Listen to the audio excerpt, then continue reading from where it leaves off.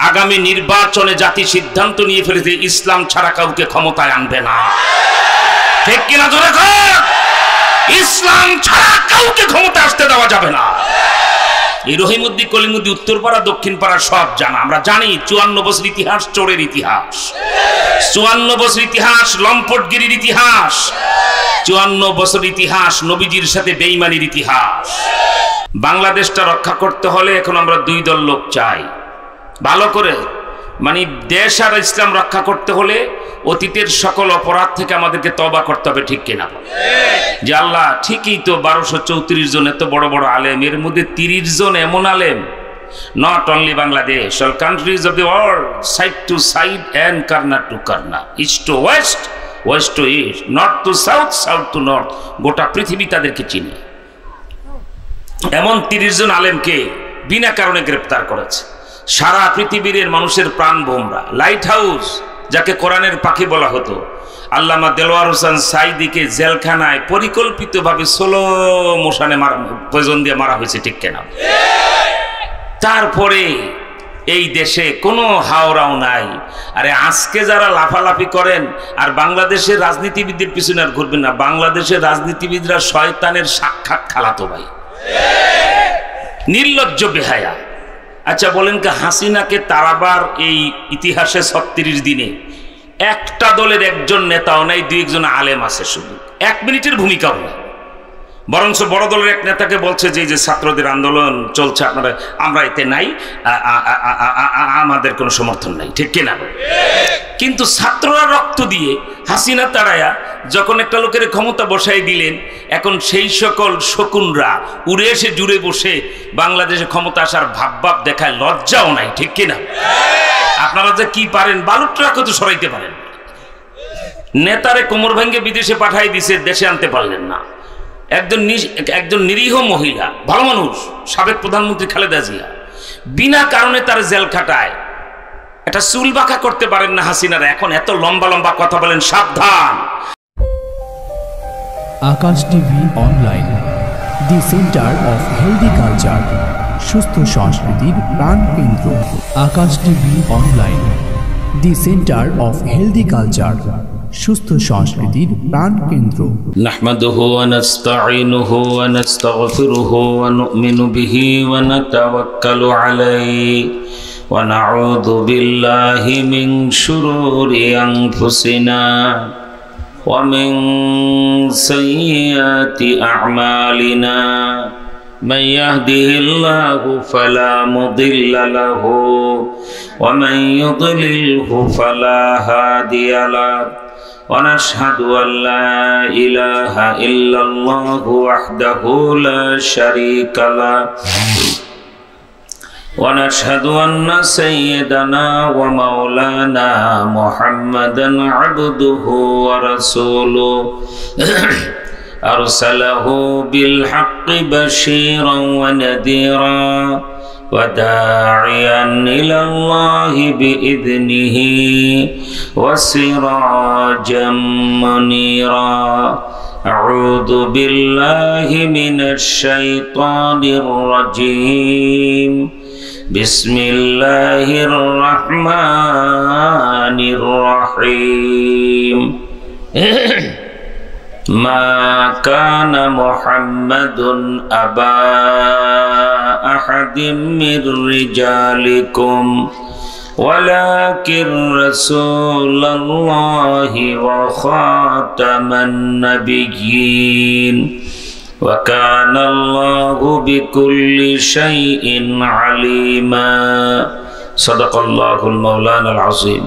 সবাই খুব মুহাব্বতের সাথে দুরূদ শরীফ পড়েন। আল্লাহুম্মা সাল্লি আলা মুহাম্মাদ ওয়া আলা আলি মুহাম্মাদ কামা সাল্লাইতা আলা ইব্রাহিম ওয়া আলা আলি ইব্রাহিম ইন্নাকা হামিদুম মাজিদ।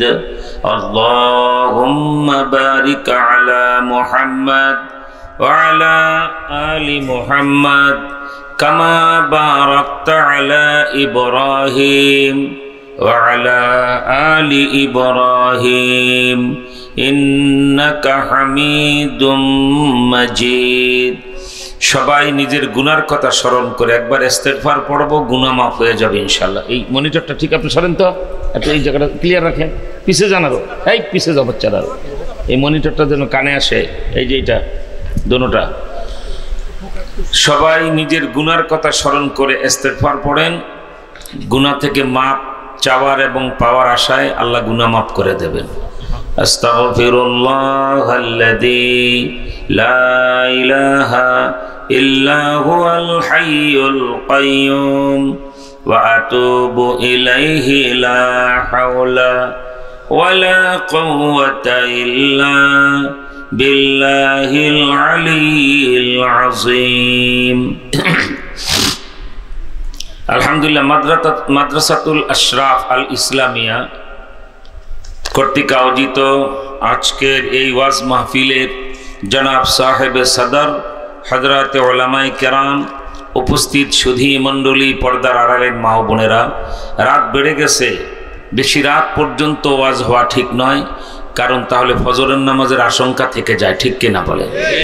খুব অল্প সময় গুরুত্বপূর্ণ কিছু কথা আল্লাহর রাস্তে বলবো। আপনারা অনেকে জায়গা ফাঁকা রেখে বসে আছেন, অনেকে দাঁড়িয়ে আছে, জায়গা পাচ্ছেন না, এটা অসুন্দর দেখা যায়। যার সামনে যে জায়গাটা আছে যদি একটু এগিয়ে ভরাট করে বসেন, একটা সুন্নত আদায় হবে, 100 শহীদের সওয়াব পাবেন। সুবহানাল্লাহ বলেন। রাস্তাঘাটে যারা হাঁটাচলা করতেছেন, এই ক্যান করে কেন বাইক যেন কোকা না করে, খেয়াল রাখবেন। রাস্তাঘাটে যারা হাঁটাচলা করতেছেন বাবা, তাদেরকে বলবো প্যান্ডেলটা বেহেশতের বাগান, আর রাস্তাটা তো এলাকার পচা মাটির রাস্তা, ঠিক কিনা বলে? যে প্যান্ডেলে ঢুকবেন আপনি আল্লাহর ফজলে আশা করতে পারেন আপনি বেহেশতের বাগানে ঢুকলেন। এই কথাটা শেখ হাসিনা, খালেদা জিয়া, এরশাদ কোনো পিসাবের কথা না, এটা স্বয়ং নবীজির কথা। দ্বীনি মজমা যেখানে হয় সেখানে যারা জমে বসে তারা বেহেশতের বাগানে বসে। সুবহানাল্লাহ বলে। তাই আল্লাহর রাস্তে বলবো, আপনারা বেহেশতের বাগান থাকতে যে ডানে বামে ঘোরে, তার মতো বলদ গাছেও ধরে না, ঠিক কি না? তাই রাস্তাঘাটে যত লোক আছেন মেহরবানি করে খুব তাড়াতাড়ি প্যান্ডেলে প্রবেশ করেন, আর আপনারা যারা বসছেন একটা সুন্নত আদায় করেন। আমি 2 ঘন্টার কথা 1 ঘন্টার কম সময় বলে মুনাজাত দিয়ে দেবো, যেহেতু রাত বেড়ে গেছে। আমার ইচ্ছা ছিল আমি 9টার মধ্যে বলবো, আজকে আপনাদের সামনে কিছু কথা খুলে বলবো, কারণ আগামীকাল সকালবেলার পরে বাংলাদেশের স্বাধীনতা থাকবে কিনা, পতাকা থাকবে কিনা, দেশের মসজিদের মিনারে আজান হবে কিনা, এমন একটা আশঙ্কা দেখা দিয়েছে, ঠিক কিনা বলে? সেটা রক্ষা করার জন্য আপনাদেরকে গুরুত্বপূর্ণ কিছু কথা বলার প্রয়োজন ছিল। 2-2.5 ঘন্টার কথা যেহেতু আমি অল্প সময়ে বলবো, আর কোনো মুনাফিকদেরকে আমরা আরো আর শোনাবো না। মুনাফিক থাকলে চলে যান। আপনারা মাথায় টুপি রাখবেন, গালে দাড়ি রাখবেন, হুজুরদের পিছনে ঘুরবেন, আর ইসলামের উপরে আঘাত আসলে জেহাদ জেহাদ জেহাদ চাই, জেহাদ শুরু হয়ে গেছে, হুজুর রাজান আমরা নাই। এই মুনাফিক আর দরকার নাই। বাংলাদেশের মানুষ তো আমরা ওই সময় চিনে ফেলছি বিনা কারণে, বিনা দোষে, কোনো কারণ নেই, কিচ্ছু নাই। একজন আলেমের বিরুদ্ধে 1 বস্তা গম চুরির মামলা নাই, ঠিক কিনা? গম চুরির মামলা হাসিনার বাবার নামে, হাসিনার নামে, তার 14 গোষ্ঠীর নামে আছে।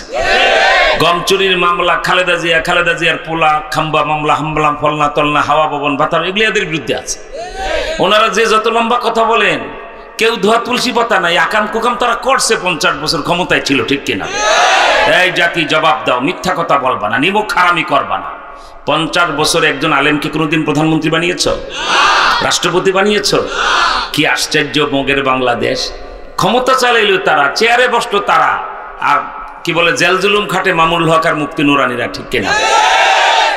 এখন তো ঠিক বলেন, যখন মাহে রমজানে ইফতারের সামনে থেকে জগৎ বিখ্যাত আলেম, ইফতার 1 মিনিটের মধ্যে ইফতার হবে, ইফতার নিয়ে বসে আছেন, সাধারণ আলেম না, হাফিজি হুজুরের নাতিন জামাই, মুফতি ফজলুল কামিনী সাহেবের মেয়ের জামাই সাখাওয়াত হোসেন রাজি, 1 মিনিট বাকি ইফতারে। হাসিনার পুলিশ ধরে নিতে আসছে, বলে একটু ইফতারটা করে, ইফতার ডিবি অফিসে যায় করবেন, এখানে করা যাবে না। কত বড় জালেম হলে একজন রোজাদারকে ইফতারের সামনে থেকে উঠায় নিয়ে যায়, ঠিক কিনা? এরপরে আফিন্দির সাহেব হাফেজ মানুষ, হাজার হাজার মানুষ তার তারাবি পড়াইতেছেন, 8 রাকাত হয়েছে, বলে আর বাকি 12 রাকাত পড়া যাবে না, ডিবি অফিসে যায় পড়বে।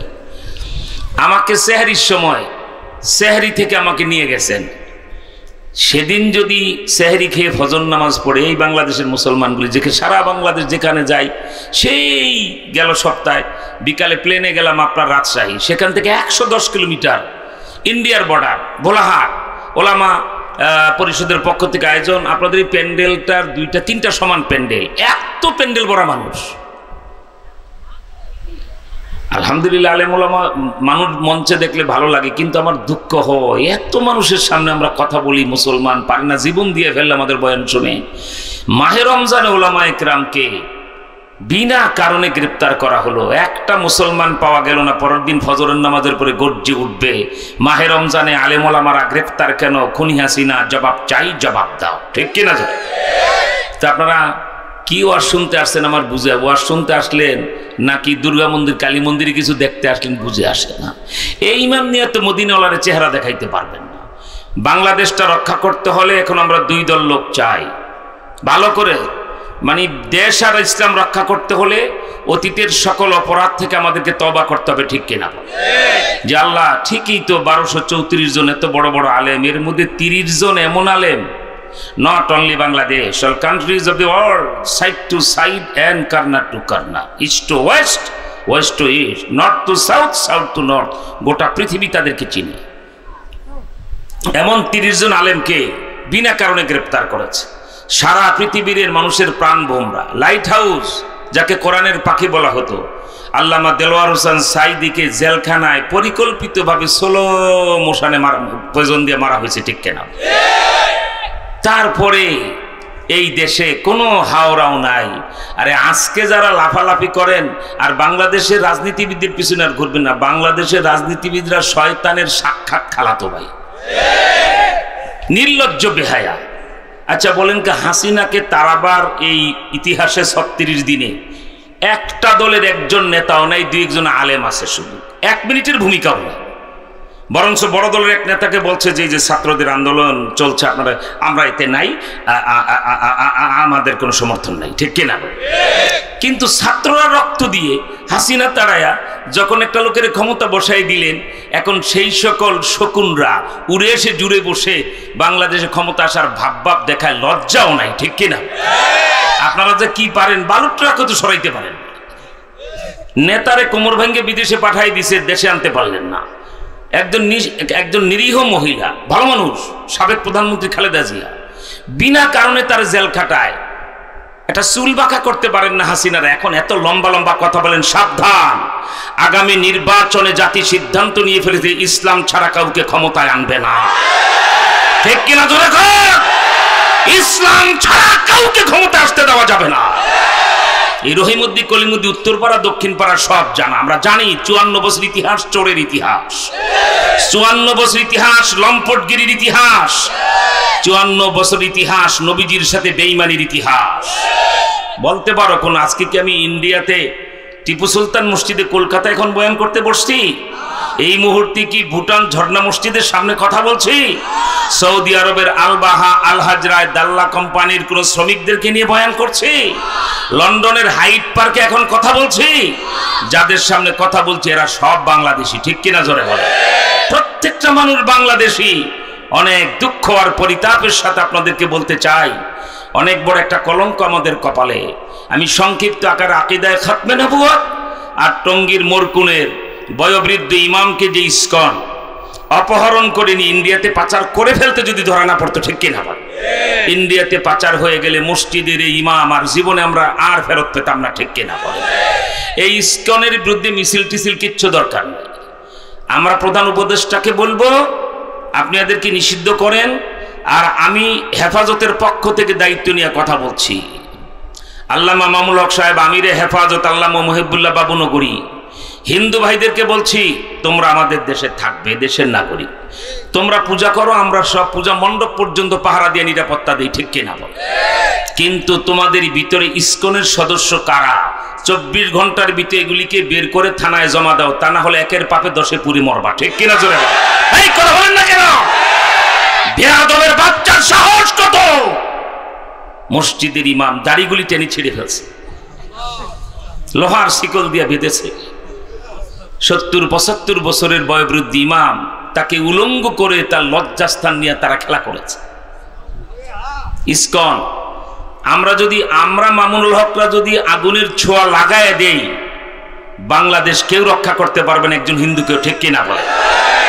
কিন্তু আমরা দায়িত্বশীল, আমরা সরকারে যাব, সরকার গড়ব, মন্ত্রী পরিষদ গঠন করব, আমরা তালেবানদের মতো একটা শান্তি রাষ্ট্র কায়েম করে দেখায় দেব ইসলাম ছাড়া শান্তি নাই, ঠিক কিনা বলেন? অতএব ইউনূস সাহেবকে বলবো, আপনি এদেরকে নিষিদ্ধ করেন, প্রজ্ঞাপন জারি করেন। আর হিন্দু ভাইদেরকে বলবো, তোমরা 1000 বছর ধরে আছো, এখনো আমাদের দেশে থাকবে। নিরীহ হিন্দু ভাইরা তারা পূজা করবে, তাদের ধর্মচর্চা করবে, তারা ব্যবসা বাণিজ্য করবে, নো অবজেকশন, কোনো আপত্তি নাই। তোমাদের মাঝে কারা লুকিয়ে এইভাবে চট্টগ্রামে ইসলামী আইনজীবী হত্যা করে, কারা আমাদের ছোট ছোট কচিকাচা বাচ্চাগুলিকে স্কুলে যায় বলে জয় শ্রীরাম, জয় শ্রীরাম বলো, কিন্তু আমাদের বাচ্চাগুলির ভিতরে ইমানের আওয়াজ আছে, ওই কয় জয় শ্রীরাম, আর আমাদের বাচ্চারা কয় আল্লাহু আকবার, ঠিক কিনা বলেন? ছোট কচি বাচ্চাদেরকে কারা জয় শ্রীরাম, জয় কি এই স্লোগান শিখাই দিতে চায়, এদের তালিকা করে হিন্দু ভাইদেরকে বলবো, মহাবিপদ আসার আগে, মহাপ্রলয় আসার আগে তাড়াতাড়ি এদের তালিকা করে এদেরকে যদি নিজেরা থানায় দিতে শরম লাগে, নিজেদের সম্প্রদায়ের লোক, আমজনতার হাতে ছেড়ে দেন। ওনারা একটু দুর্গাপূজা কালী পূজার প্রসাদ ভালো করে খাওয়ায় এরপর থানায় জমায়া দিয়ে দেন, ঠিক কিনা? যাবে দুর্গাপূজা কালী পূজার প্রসাদ মানে হাত পাও একটাও সোজা রাখা যাবে না, বাঁকা করে থানায় জমা দিতে হবে, কি বলেন, ঠিক না? ইসকনের ব্যাপারে যদি আগুন লাগে, এই আগুন কিন্তু নিভানো যাবে না। আর দিল্লিতে বসে মুদি, তোমার এখনো আকল হয় না, আমাদের নবীজি যে শিকলের কথা বলে গেছেন, সিলসিলাতুল হাদিদ, ভারতের সাথে মুসলমানদের একটা যুদ্ধ হবে, ওই সময় রাষ্ট্রনায়ক যারা যে হবে তার গলায় মুসলমানরা লোহার, তাকে হত্যা করে লোহার শিকল বেঁধে কুত্তার লাশের মতো তার লাশটা ঘর থেকে টাইনা নামাবে, ওই শিকলটা কিন্তু মুদির গলায় ঝুলবে, ঠিক কিনা জোরে কয়? যুদ্ধ হবে, যুদ্ধ, প্রস্তুত? আমার ভাইরা 5 লক্ষ ইন্ডিয়ান সৈন্য, সেই মেঘালয় থেকে শুরু করে আপনার আসাম হয়ে কোচবিহার, ইন্ডিয়ার আসামের হাইলাকান্দি, কাছাড়, করিমগঞ্জ, সব এলাকাগুলিতে আমি মাহফিল করে আসছি। এরপরে আপনার কি বলা হয়, কোচবিহার, মালদা, মুর্শিদাবাদ, ইন্ডিয়ার আপনার হুগলি জেলা, তারপরে আপনার নদিয়া জেলা এবং 24 পরগনা, উত্তর 24 পরগনা, কাকদ্বীপ, এগুলো ইন্ডিয়ার আমাদের বর্ডার এলাকার এলাকা।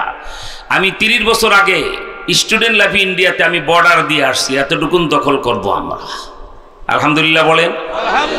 1 ইঞ্চি ভারতের জমিও আমরা নেব, আমাদেরটা আমরা নেব, কি বলেন, ঠিক না? শেখ মুজিবকে যে যত ভালো মন্দ বলেন, লোকটা কিন্তু দেশপ্রেমিক ছিল, তা না হলে 14 বছরই জাতির জন্য জেল খাটবে, তার কিছু উল খায়, তা আবার যুবক বয়সে যখন স্ত্রী ছেলে মেয়ে নিয়ে খেলা করবে, ঠিক কিনা বলেন? এই ছাত্র জীবনে যুবক বয়সে জেল খেটেছে, তার একটা লেখা বই আমি জেলখানাতে 7 বার পড়েছি, আত্মজীবনী, বঙ্গবন্ধুর আত্মজীবনী, তার নিজের লেখা। তাকে ধন্যবাদ জানাই এই ব্যাপারটায়। আক্ষেপ করে সে বলেছে যে ঠিক আছে, 47-এ হিন্দু মুসলমান 2 নেশন, দ্বিজাতি তত্ত্বের ভিত্তিতে বাংলাদেশ আলাদা হবে, ইন্ডিয়ায় পশ্চিমবঙ্গের হিন্দুরা বাংলায় কথা বলে, তারপরে তার ঠাকুরের সাথেই থাকবে, আমাদের সাথে আপনার থাকবে, কিন্তু আমাদের পূর্ব বাংলার এরিয়াটা তো আমাদেরকে দিয়ে দিতে হবে। আক্ষেপ করে শেখ মুজিব বলেছেন যে কলকাতার শিয়ালদা পর্যন্ত তো আমাদের, কেন পেলাম না, এইরকম আক্ষেপ করে। নদিয়া তো আমাদের, কেন পেলাম না? মুর্শিদাবাদ তো আমাদের, কেন পেলাম না? আসামের হাইলাকান্দি, কাছাড়, করিমগঞ্জে তো আমার এই বাংলার অংশ, কেন পেলাম না? কেন পেলাম না, কেন পেলাম না বলে খুব আক্ষেপ করে তিনি বলেছেন, অন্তত আমাদের ওইটুকুন জায়গা তো দখলে যেতে হবে, ঠিক কিনা জোরে বলে? এটা হবে ইনশাআল্লাহ বলেন। আমি আপনাদের সামনে যে আয়াত পড়েছি, খুব অল্প সময়, যেহেতু রাত এত বেড়ে, এত বক্তা একদিনে কেন লাগে, একজন গুরুত্বপূর্ণ ব্যক্তি দেশ, দশ, ইসলাম সব বলে বুঝাই দিবেন, মানুষ মাঠে নেমে যাবে, ঠিক কিনা বলে? বেচারার দাওয়াত দিয়ে ফেলছেন, অনেক বুজুর্গ আলেম ওলামা, ছাত্রদের পাগড়ি দেওয়া হলো, দিয়েছেন, কিন্তু এত রাত্রে মঞ্চে বসে আরো 40 বছর হায়াত পেলে যেটুকুন দুর্বল হইতাম শারীরিকভাবে, শেখ হাসিনা 2.5 বছর জেল খাটায় তার চেয়ে বেশি দুর্বল করে দিয়েছে। যারা যারা বড় বড় আলেম জেল কেটেছেন, এক একজনের এক একটা বড় বড় রোগ এখন দেখা দিয়েছে। কারো স্মৃতিশক্তি থাকে না, কেউ শারীরিকভাবে আগের মতো মানে চলাফেরা করতে পারেন না, কারো ব্রেনে প্রবলেম হয়, কারো আপনার কি বলে মুখস্থ শক্তিতে সমস্যা হয়। আমি ব্যক্তিগতভাবে এত বড় বড় হাদিসের রিডিং এবারত মুখস্থ রাখতে পারতাম। এখন ছোট্ট একটা এবারত 3বার 4বার 10বার পড়লেও মনে থাকতে চায় না। ওই হাসিনার জেলের জুলুমের এই প্রভাব, ঠিক কিনা বলে? সেজন্য বলি বাবা, কোনটা রেখে কোনটা বলবো, কত গুরুত্বপূর্ণ কথা যে প্রয়োজন, কত গুরুত্বপূর্ণ কথা যে প্রয়োজন। আমি শুধু 3টা বিষয় আপনাদেরকে ইঙ্গিত করব। একটা আকীদায়ে খতমে নবুয়ত, অর্থাৎ আল্লাহর পরে যেমন আল্লাহ নাই, আমাদের নবীর পরে আর কোনো নবী নাই। কোন বেয়াদব যদি নবী দাবি করে, বাপ দাদার নাম ভুলায় দেব, ঠিক কিনা জোরে বলেন? কোন বেয়াদব যদি আমাদের নবীর চেয়ারে বসতে চায়, আমরা সব বুড়িগঙ্গায় নিয়ে জমা দেব ঢাকার গুলি, ঠিক কিনা জোরে কর। 2 নাম্বার ইসকন, এই ব্যাপারটা অনেক লোক, আমরা মিছিল কিচ্ছু করবে না, কোনো হিন্দুর উপরে হামলা করে। ইন্ডিয়া কি চায় জানেন? এই যে মসজিদের ইমাম নিয়ে, আপনাদের টঙ্গীর ইমাম পঞ্চগড়ের বর্ডারে নিয়ে গেল, মোদি চাইতেছে। আর আমাদের তো একজন সুন্দর কি বলা হয়, দেশপ্রেমিক নেত্রী আছে শেখ হাসিনা, ওখানে যায় মোদিরে 24 ঘন্টা উত্তক্ত করে, মোদিরে বিতর্ক, মানে আপনার কি বলা হয়, বিরক্ত করে ফেলতেছে। শুধু চুলকায়, এটা কর, বাংলাদেশের বিরুদ্ধে সেটা করো। আপনি যে কোন জাতের আর কোন ধর্মের আমি বুঝলাম না। আরে ডাকাত চোর হইলেও তো দেশের মাটির মায়া থাকে, ঠিক কিনা? আমি ইন্ডিয়া যাইতে না যাইতে নোয়াখালী কুমিল্লা পানি দিয়ে ভাসায় দিলেন। জীবনে 200 বছরে কখনো ওই এলাকায় বন্যা হইতো না, ঠিক কিনা? আসামের ওই কি বলে গজলডাঙ্গার ওই বাঁধ কেটে দিয়ে চাইছিলেন 3 লাখ লোক মারবেন, গোটা জাতি তাদের পাশে দাঁড়াইছি, মাত্র 27 জন মরেছে, আর মরতে পারে নাই, ঠিক কিনা? এবং আলেম ওলামারা এখন আজকে যারা মন্ত্রী হই হই ভাব, বাংলাদেশের দুর্ভাগ্য, একদল 16 বছর তাহাজ্জুদ পড়ে বিদায় নিয়ে চলে গেছে। কেন? প্রায় তো বলতো আমাকে নেতৃত্বে তাহাজ্জুদ পড়ে, শামীম ওসমান বলতো আমি প্রত্যেক রাত্রে 100 রাকাত তাহাজ্জুদ পড়ি। বলদ কি গাছে ধরে? তাহাজ্জুদ হইল মাত্র 8 রাকাত, বলদে বলে পরে 100 রাকাত। তো তাহাজ্জুদ পড়ে এমন তাহাজ্জুদই পড়ছে যার বরকতে পালিয়ে চলে গেছে, আন্ডা বাচ্চা সব পালাইছে, ঠিক কিনা? আরেক দল বুঝলাম না, একটা ভালো মানুষের দল, লোকটা ভালো ছিলেন, বিসমিল্লাহ সংবিধানে লিখছেন, আলেম ওলামার পরামর্শ নিয়ে চলতেন। 16 বছর না খাইতে খাইতে মানে এমন লম্বা রোজাই রাখছেন, ইফতার করতে পাগল হয়ে গেছে। নির্বাচন নির্বাচন নির্বাচন, ওয়েট, অপেক্ষা করেন। লম্বা জেল খাটা। আপনারা জেলখানায় গেলে জামায়া ধরে থাকতেন, আলেম ওলামাদের জেলখানায় এক কম্বলে খোলা জায়গায় শীতের দিন বরফের মতো জমে যেত, একটা মানুষকে যেতে দিত না, লাল কাপড়টা বেঁধে রাখতো তাদের সেল। ওলামা একরামের উপরে এখনো জুলুম নাই যা করে নাই, ঠিক কিনা? জেল খাটলাম আমরা, আর আপনারা কোনা পথে সরাসরি ক্ষমতায় যাবেন গা, এবার এটা হবে না। বলো কিচ্ছু বুঝি না, নুন দিয়া ভাত খায় না। ইউনিভার্সিটিগুলি নির্বাচনের ফলাফলও বুঝে না যে গণেশ এবার উঠে গেছে, ঠিক কিনা জোরে ক? আর আলেম ওলামাদের ভিতরে কোন বর্ণচোরা বেঈমান আলেম কি বলা ওলামায়ে সু, এইবার যদি ইসলামের সাথে গাদ্দারি করেন 100 বছর গোষ্ঠী সুদ্ধা পচে যাবে, ঠিক কিনা? সব আমরা এক থাকতে হবে, ঠিক কিনা বলে? আমি সারা বাংলার চিত্র জানি, এদেশের ওলামায়ে কেরাম আলহামদুলিল্লাহ সব এখনো এক আছে, আলহামদুলিল্লাহ বলে। 8টি সংগঠনে এক আছে, যদি এক থেকে সব জায়গায় একটা বাক্সা দিতে পারি, কারণ রাষ্ট্র ক্ষমতায় ইসলাম আনার আগে আমরা কোনো অন্যায়ের বিরুদ্ধে ভালো ব্যবস্থা নিতে পারবো না, ঠিক কিনা? দাবি করা লাগবে না। ইসকন এই করেছে, ইমাম সাহেবকে প্রধান উপদেষ্টাকে বলতে হবে নিষিদ্ধ করে। কেন? সরকার দায়িত্ব নিয়ে খোঁজ নিয়ে সেটা করে ফেলবে, ঠিক কিনা? আপনাদের কি এলাকার প্রয়োজন, দাবি নিয়ে মাঠে নামবে জনগণ, কেন? ভোট দিয়ে বসায় নাই, সরকার জরিপ করবে, ওই এলাকায় ওই দরকার চাওয়ার আগে দিয়ে আসবে, ঠিক কিনা?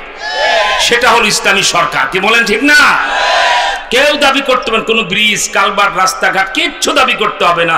যেখানে যা প্রয়োজন রাতে দেখবেন প্রয়োজন হয়েছে, সকালে দেখবেন সেটা মিটে গেছে, ইনশাআল্লাহ বলেন। আমি আল্লাহর কসম করে বলি, আল্লাহকে হাজার নাদের জেনে বলি, যদি আল্লামা মামুল হক সাহেব, ডক্টর শফিকুর রহমান সাহেব, ধরেন চরমনের পীর সাহেবকে আমরা রাষ্ট্রপতি বানায় দিলাম, ইসলাম রাষ্ট্র ক্ষমতায় দিলে, ডক্টর শফিকুর রহমান মামুল হক সাহেবের হাতে আমরা প্রধানমন্ত্রীর কার্যালয় ছেড়ে দিলাম।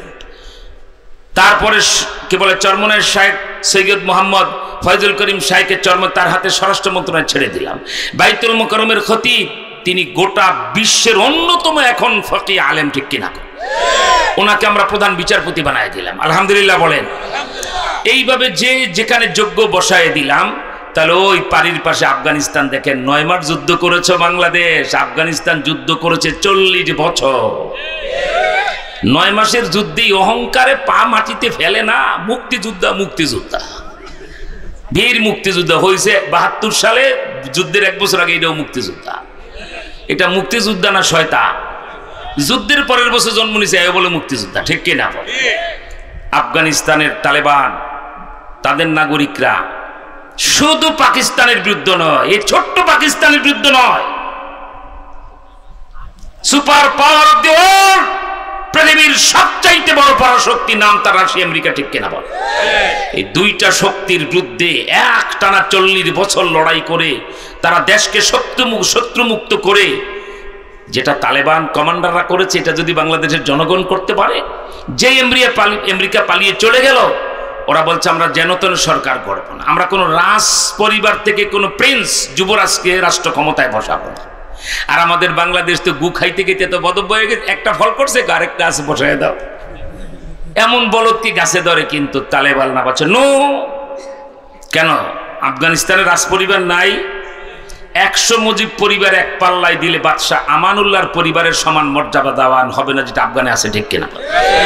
200 জিয়া পরিবার এক পাল্লায় দিলে বাদশাহ জহিরের পরিবারের সমান হবে না। আজও জাতি তাদেরকে সে সম্মান দেয়, ওই পরিবারের লোকদেরকে খুব সম্মান দেয়, কিন্তু তালেবান না বলছে নো, আমানুল্লাহ পরিবার হোক আর জহির পরিবার হোক, এরা ন্যাশনালিজম, কমিউনিজম, সোশ্যালিজম দিয়ে দেশ চালাবে, এরা ডেমোক্রেসি, গণতন্ত্র নামে মরা গরু দিয়ে দেশ চালাবে, অতএব এদের হাতে ক্ষমতা দেব না। তালেবানরা আমেরিকাকে তাড়িয়ে বলছে অনুবীক্ষণ যন্ত্র দিয়া খোঁজো এই আফগানের মধ্যে সবচেয়ে বড় আল্লাহর ওলি, বড় আলেমকে, তারে বানাবো আফগানের রাষ্ট্রপ্রধান। সুবহানাল্লাহ পড়ে কমান্ডাররা বসে রাতের তাহাজ্জুদের পরে আল্লাহর কাছে কাঙ্গারের মতো ভিক্ষা চাইছে। তালেবান কমান্ডাররা আল্লাহ শত্রুমুক্ত করেছে, আফগান এখন মুক্ত, এখন কাবুল আমাদের দখলে, গোটা দেশ আমাদের দখলে, কিন্তু আল্লাহ রাষ্ট্রপ্রধান কারে বানাবো? তোমার নবী মুহাম্মদ সাল্লাল্লাহু আলাইহি ওয়াসাল্লামের শিষ্য ওমর তো নবীজির কোলে ঘুমায় মদিনায়, ওনারে তো ডাকলেও আসবে না, ওমর তো আনতে পারবো না, ওমরের ছায়া নেতা একটা আমাদের আফগানিস্তানে দাও। এই দোয়া 3 দিন করার পর কবুল হয়ে গেছে। তারা খুঁজে পেল আফগানিস্তানের আমিরুল মুমিনিনের পদে বসাবার জন্য, হেড অফ দ্য স্টেট, প্রধান নির্বাহী বানাবার জন্য মোল্লা হেবাতুল্লাহ আখুন্দজাদা, এমন আল্লাহর ওলি সেজদা দেয় আফগানের রাষ্ট্রপ্রধানের, কি বলা হয়, বাসভবনে, খবর হয় আল্লাহ পাকের আরশ। আল্লাহু আকবার বলবেন না? আমাদের এমন রাষ্ট্রপ্রধান ছিল না, 1000 মাইল দূরে, টেলিফোন নাই, টেলিভিশন নাই, তার ব্যবস্থা নাই, বেতার কিচ্ছু নাই, অথচ 1000 মাইল দূরে যুদ্ধ করে মুসলিম সৈন্যরা 1000 মাইল দূর থেকে কানে রাষ্ট্রনায়কের নির্দেশ শুনতে পায়। কি এমন খলিফা ছিল না আমাদের? নাম তার ওমর ইবনুল খাত্তাব, ঠিক কিনা বলেন? কি রুহানি ক্ষমতা ছিল! 1000 মাইল দূরে ইরান সীমান্তে যুদ্ধ করছে হযরতে সারিয়ার নেতৃত্বে মুসলিম সৈন্যরা। জুমার নামাজে খুতবায় দাঁড়িয়েছেন বিশ্বের আধা জাহানের খলিফা হযরত ওমর। খতিব যেটা দায়িত্ব, জুমার দিন মুসল্লিদেরকে আহ্বান করেন, ভাই তোমরা সবাই নামাজ পড়ো, সল্লু ওয়াকুমু ওয়াজকুরু লিল্লাহিল ওয়াহিদিল গফফার, এক আল্লাহর জিকির করো, এক আল্লাহর সাহায্য চাও। এরপরে খতিবের কাজই তো হলো ইয়া আইয়ুহাল হাজিরুন, এইভাবে বলে হে উপস্থিত ভাইরা আপনি এটা করেন, এই বলতেছেন, মানে খুতবায় যা নসিহত করে হযরত ওমর বলতে হঠাৎ, কারণ আমার সামনে এখন আপনারা যারা বসা একজন আরবি বুঝবেন না, আমাদের মাদার ল্যাঙ্গুয়েজ মাতৃভাষা আরবি না, কিন্তু হযরত ওমরের খুতবা যারা শুনতেছেন, শিশু থেকে বৃদ্ধ সবাই খুতবা বুঝতেছেন, ঠিক কিনা জোরে? নামাজ পড়েন, রোজা রাখেন, হ্যাঁ আপনারা মুত্তাকি হবেন, মুত্তাকির এই কয়টা আলামত এভাবে চলবেন, ইত্যাদি ইত্যাদি বলতেছেন। হঠাৎ ওনার বক্তব্যের সাথে খুতবার সাথে কোনো মিল নাই, হযরত ওমরের চেহারা লাল হয়ে গেল। তিনি খুতবা বলতেছেন, হাত্তা ইহমাররা ওয়াজহাহু, চেহারা আগুনের ভিতরে লোহা ঢুকাই দিলে যেমন লাল হয় এরকম লাল হয়ে গেল। মদিনার মুসল্লিরা চমকে উঠল। খলিফাতুল মুসলিমিন খুতবার মাঝে হঠাৎ করে কেমন যেন চেহারা বিবর্ণ অন্যরকম হয়ে গেল, আর কি যেন তিনি দেখতেছেন। এরই মধ্যে হযরত ওমর রাদিয়াল্লাহু খুতবার ভিতরে বলতেছেন, ইয়া সারিয়াল জাবাল, এই সারিয়া পাহাড়ের দিকে দেখো। আল্লাহু আকবার। তো মদিনার যে সকল প্রবীণ হযরত আবু মুসা আশারীর মতো বুজুর্গ প্রবীণ সাহাবী, তারা এইটা খলিফা কি বললেন? সারিয়ারে না কতদিন আগে একটা বিশেষ কাফেলা দিয়ে ইরান সীমান্তে যুদ্ধ করতে পাঠিয়েছেন, এখানে মদিনা থেকে প্রায় 1500 কিলোমিটারের বেশি, 1000 মাইলের বেশি। জুমার খুতবায় বলছে সারিয়া পাহাড়ের দিকে দেখো, এটা কি বললেন? কিন্তু জুমার নামাজের পরে হযরত ওমরকে খেয়ে জিজ্ঞেস করবে, হুজুর খুতবা তো দিলেন, নামাজও পড়াইলেন, জুমার নামাজ পড়লেন, কিন্তু মাঝখানে সারিয়ার এটা কি কইলেন? এই কথাটা জিজ্ঞেস করার মুরদ তখনও লক্ষ লক্ষ সাহাবায়ে কেরাম বেঁচে আছে। ওমর এমন এক শাসকের নাম, যেই রাস্তা দিয়ে হাঁটতেন শয়তান 7 দিন সে রাস্তায় হাঁটত না। সুবহানাল্লাহ বলেন। পৃথিবীকে সোজা করার জন্য একটা ওমরই যথেষ্ট, আর কিচ্ছু লাগে না, ঠিক কিনা জোরে? আমার ভাইরা কেউ সাহস করে না। পরে মুরব্বী সাহাবীরা আসরের নামাজের সময় যে মসজিদে গিয়ে, ভাই কে জিজ্ঞেস করবা যে আমিরুল মুমিনিন এটা কি বললেন খুতবার মাঝে? সারিয়ায় না অনেক দূরে যুদ্ধ করে, আর আপনি কি হুকুম দিলেন তাকে? এটা তো জিজ্ঞেস করা, একটা কাজ করো, জিজ্ঞেস করার দরকার নেই। আল্লাহ যদি সারিয়াকে যুদ্ধে জয়যুক্ত করে, উনি তো বিজয় হয়ে মদিনায় আসবে, আমরা ইস্তেকবালে তাকে স্বাগত জানাতে মদিনার বাহিরে যাব, আর প্রথমেই তাকে বলবো সারিয়া যুদ্ধ বিজয় হয়েছে, অনেক কিছু ভালো, কিন্তু জুমার দিন খুতবার সময় আমিরুল মুমিনিন হযরত ওমরের কি নির্দেশ তুমি পেয়েছো, তারপরেই সারিয়ার কাছ থেকে ঘটনাটা আমরা জানতে পারবো, ঠিক কিনা? কিন্তু হযরত ওমরকে জিজ্ঞেস করার কোনো সাহস তারা পেলেন না। আল্লাহু আকবার। আমার ভাইরা, হযরতে সারিয়া রাদিয়াল্লাহু তাআলা আনহু যুদ্ধের ময়দানে বিজয়ী হয়ে কলেমার পতাকা উড়ায়া 3 দিন পর্যন্ত লা ইলাহা ইল্লাল্লাহু মুহাম্মাদুর রাসূলুল্লাহ, একত্ববাদের মহান বাণী, রিসালাতের মধুর বাণী, কলমায়ে তৈয়বা খচিত পতাকা উড়ায় দিলেন। ইসলামের বিধানীটা যদি কোনো জায়গায় জয়যুক্ত হয়, মুসলিম সৈন্যরা 3 দিন পতাকা উড়ায় দেখায় দিতে হবে এটা এখন থেকে মুসলিম ভূখণ্ড, ঠিক কিনা জোরে বলে? এরপরে তারা মদিনার দিকে মার্চ করলেন। সাহাবায়ে কেরাম খবর পেলেন, সমস্ত মদিনাবাসী বাহিরে যায় বলছে সারিয়া যুদ্ধে জয়যুক্ত হয়েছে, আহলান সাহলা, সব স্বাগত জানাবো। জানতে চাই গেল জুমার দিন শুক্রবার জুমার নামাজের সময় খলিফাতুল মুসলিমিন হযরত ওমরের কি কোনো নির্দেশ পেয়েছ? মুসলমানরা ভালো করে শুনো, কলিজার টুকরা যুবকেরা কান খুলে শুনো, তোমরা কোন জাতি, তোমাদের রাষ্ট্রনায়করা কেমন ছিলেন? হযরত সারিয়া বলে, এটা কি বলছেন আপনারা? হযরত ওমরের নির্দেশ না পেলে যুদ্ধে আমরা হেরে যেতাম। কি নির্দেশ পেয়েছ? এমন শব্দ সারিয়া বললেন, মুসল্লিরা দেখলো এই শব্দ তো ওমর খুতবায় 1000 মাইল দূরে মসজিদে নববীতে বলেছে। সুবহানাল্লাহ বলেন। হযরত সারিয়া বলেন, আমাকে যেন মনে হলো হযরত ওমর খলিফাতুল মুসলিমিন খাপ করে আমার হাত ধরে আমার কানে কানে যেন বলছেন, সারিয়া সামনে অ্যাডভান্স হয়েও না, পিছন দিকে তাকাও। সৈন্যরা পাহাড় বেয়ে ট্রোলিং করে তারা গেরিলা হামলা করার জন্য পিছন থেকে তারা পাহাড়ের উপরে উঠতেছে। জলদি তীরন্দাজ যারা তীর মেরে হত্যা করতে পারে এমন কিছু লোক পিছনে পাঠায় দাও। হযরতে সারিয়া বলে, হ্যাঁ, হযরত ওমরের এই নির্দেশ পেয়ে তীর মারতে যারা বিশেষজ্ঞ এরকম কিছু সৈন্য পাঠায় দিলাম। ওরা সব পাখির মতো বিদ্ধ হয়ে নিচে গড়িয়ে পড়ে গেল। আমরা অল্প সময়ের ভিতরে লড়াই করে যুদ্ধের ময়দানে কলেমার পতাকা উড়াইয়া দিলাম। এটা ইসলামী রাষ্ট্রের যিনি রাষ্ট্রনায়ক হবেন, আল্লাহ তাকে এই জিনিস, 2টা জিনিস রাষ্ট্রনায়ককে আল্লাহ দান করেন যদি আল্লাহ বলা হয়। হাসিনা খালেদা মার্কা, এরশাদ সাত্তার মার্কা রাষ্ট্রনায়ক না।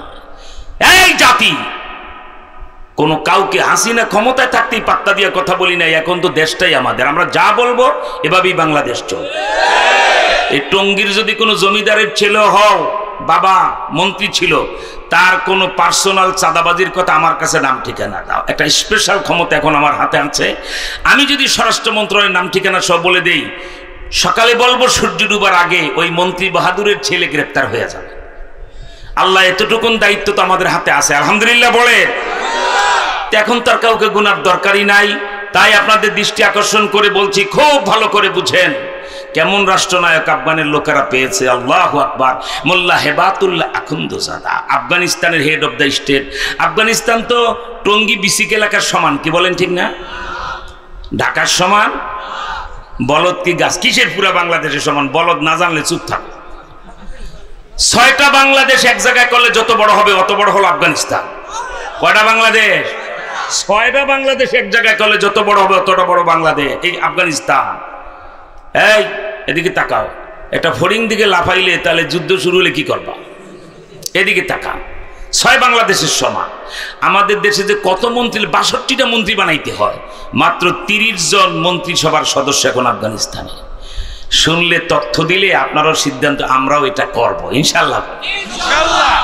30 জন মন্ত্রী পরিষদের সদস্য আফগানিস্তানে, 28 জন বড় বড় আলেম, 2 জন কাবুল ইউনিভার্সিটির জেনারেল শিক্ষিত, তালেবানদের কমান্ডার একসাথে লড়ছে, আলহামদুলিল্লাহ। আলহামদুলিল্লাহ। এই 28 জন মন্ত্রী, 30 জনের মধ্যে বড় আলেম, 20 জন ক্যাবিনেট মন্ত্রী আফগানিস্তানের কাবুল শহরের বড় বড় মসজিদের খতিব। ওই দিন বাংলাদেশটা ঠিক হবে যিনি এলাকার বড় হুজুর আবার এলাকার প্রশাসনিক মূল কর্মকর্তা, সেদিন হবে বাংলাদেশ ওমরি জমানা, ঠিক কিনা জোরে? কারণ জাতি আজও যার পিছে নামাজ পড়ে তারে বড় সম্মান করে, শ্রদ্ধা করে, তারে বিশ্বাস করে, ঠিক কিনা? নিজের মা বাবার মানুষ এত বিশ্বাস করে না, একজন আলেমকে যত বিশ্বাস করে। যে আমার মা বাবা ভাই বোনের কারণে আমরা ঠকাইতে পারে, কিন্তু একজন আলেম কোরআন হাদিসের বাহিরে যাবে না। কি বলেন, ঠিক না?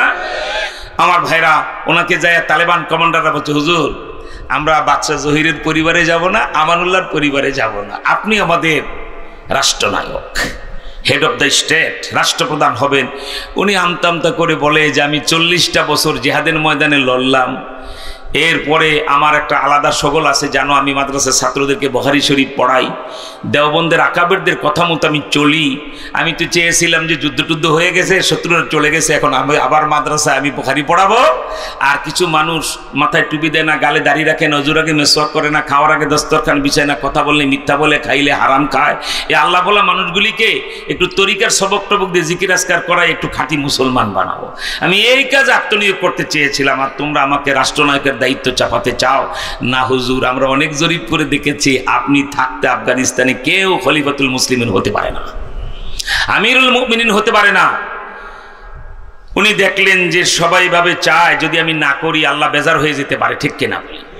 নিলেন, কিন্তু 2 মিনিটের একটা ভাষণ দিলেন কমান্ডারদের সামনে, শোনো আমাকে যদি আফগানিস্তানের রাষ্ট্রনায়ক বানাও তাহলে তোমরা শুনে রাখো, আমি যদি শপথ বাক্য পাঠ করার পরে পরিষ্কার তোমাদেরকে বলে দেই, আফগানিস্তান এখন থেকে আর আমেরিকার পানি পড়া আর রাশিয়ার তেল পড়ায় চলবে না, কোন রাষ্ট্রের কথাই চলবে না, আফগান চলবে আল্লাহর হুকুম, নবীর তরিকা। তালেবান কমান্ডার বলে লাব্বাইক, আমরা রাজি, আল্লাহর কোরআন নবীর হাদিস দিয়ে দেশ চালাবেন, আমরা রাজি, আলহামদুলিল্লাহ বলেন। তালেবান কমান্ডাররা যত না খুশি হয়েছেন, আসমানের মালিক এত খুশি হয়েছেন। কি ঘটে গেছে 4 বছরে জানো? তোমার আবার বাংলাদেশে আলেম প্রতিনিধিরা মামুনুল হকরা সচক্ষে দেখে আসলো, এখন আফগানিস্তান মানে আল্লাহর বেহেশতের একটা টুকরা, সুবহানাল্লাহ। এত খুশি হয়েছেন আল্লাহ পাক, আল্লাহ যেন ডাক দেয়া বলে যে ইব্রাহিম, আফগানিস্তান তালেবান কমান্ডাররা আমেরিকাকে হটি ওরা কারে বানাইলো আমিরুল মুমিনিন, ওদের আমিরুল মুমিনের বক্তব্য থেকে আমার বন্ধু মুহাম্মদের শিষ্য ওমরের বক্তব্যের ঘেরান পাওয়া যায়। ওই যে হযরত ওমর বলতেন কোরআন হাদিসের বাইরে গেলে আমাকে হত্যা করে ফেলবা, ঠিক কিনা? ওর দেশ যখন আমার হুকুম আমার নবীর তরিকায় চালাবে বলছে যে ইব্রাহিম টোটাল আফগানিস্তানের জিম্মাদারি আমি আল্লাহ নিজের হাতে নিয়ে নিলাম। আর আল্লাহ যদি কোনো রাষ্ট্রের দায়িত্ব নিজের হাতে নেয়, ওই দেশের মানুষ না খেয়ে থাকে, ওই দেশে ফলমূল কমে যায়। 4 বছর আগে যেই আনার বাগানে আনার হতো 3 মণ, এখন সেই আনার বাগানে মাত্র 3 বছরের ব্যবধানে আনার হয় 30 মণ। যেই বাগানে আঙ্গুর হতো 100 টন, সেই বাগানে আঙ্গুর হয় এখন 1000 টন। শুধু তাই নয়, তার কাজ ক্ষমতা কত জানো? আফগানিস্তান কাকে বানিয়েছে রাষ্ট্রনায়ক? 5টা অ্যাপোচি হেলিকপ্টার, 20 জন ক্যাবিনেট মন্ত্রী, 10 জন সিনিয়র ইঞ্জিনিয়ার, এদেরকে হেলিকপ্টারে ওঠার নির্দেশ দিলেন আমিরুল মুমিনিন। সবাই উঠলেন, কোথায় যাব? উত্তরের মাজারি শরীফে বামিয়াম পাহাড়ের পাদদেশে, সেখানে কাজ আছে, সুবহানাল্লাহ। 5টা অ্যাপোচি হেলিকপ্টারে 20 জন ক্যাবিনেট মন্ত্রী নিয়ে 10 জন সিনিয়র ইঞ্জিনিয়ার নিয়ে চলে গেলেন আফগানিস্তানের রাষ্ট্রনায়ক সেই বামিয়াম পাহাড়ের পাদদেশে। হেলিকপ্টার অবতরণ করলো, সব মন্ত্রীরা তাদের রাষ্ট্রনায়ক মোল্লা হেবাতুল্লাহ একসাথে নামলেন। নেমেই কাঁধে ঝুলানো জায়নামাজ মাটিতে ফালাইয়া 2 রাকাত নামাজে দাঁড়ায় গেলেন। কবে আসবে আমার এই জমি, আমার বাংলাদেশে এই দৃশ্য? কোন অনুষ্ঠানে যায় মন্ত্রী উপযুক্ত মেয়েদের জেনা ব্যভিচারের মতো তাদের হাতে ফুল নিবে না, 2 রাকাত নামাজ আগে পড়বে অনুষ্ঠানের আগে, ঠিক কিনা? আসবে। যদি আপনারা এবার ঠিক হয়ে যান, আর 100 বছর লাগবে না, 10 বছর লাগবে না, এবার নির্বাচনের পরই সেই পরিবেশ আসবে ইনশাআল্লাহ। তাই সাধু সাবধান, রেডি হয়ে যাও। এবার ইসলাম, একটা স্লোগানই মুখস্থ করবেন, এবার ইসলাম, ঠিক কিনা জোরে কর? সব দেখা শেষ, এবার আল কোরআনের বাংলাদেশ। স্লোগান তুলতে হবে এবার খুব ভালো করে। আমাদের কয়েকটা জনপ্রিয় স্লোগান আছে বাঙালিদের। 1947-এ আমাদের স্লোগান ছিল ইংরেজ খেদাও, ঠিক কিনা বল? আমরা ইংরেজ তাড়িয়েছি। 1952 সালে আমাদের স্লোগান ছিল এক দফায় এক দাবি, রাষ্ট্রভাষা বাংলা চাই। ঠিক কিনা জোরে বলেন? রফিক, সালাম, জাব্বার, বরকতের বুকের তাজা রক্তে ক খ গ মুক্ত হয়েছে। ঠিক কিনা বলেন?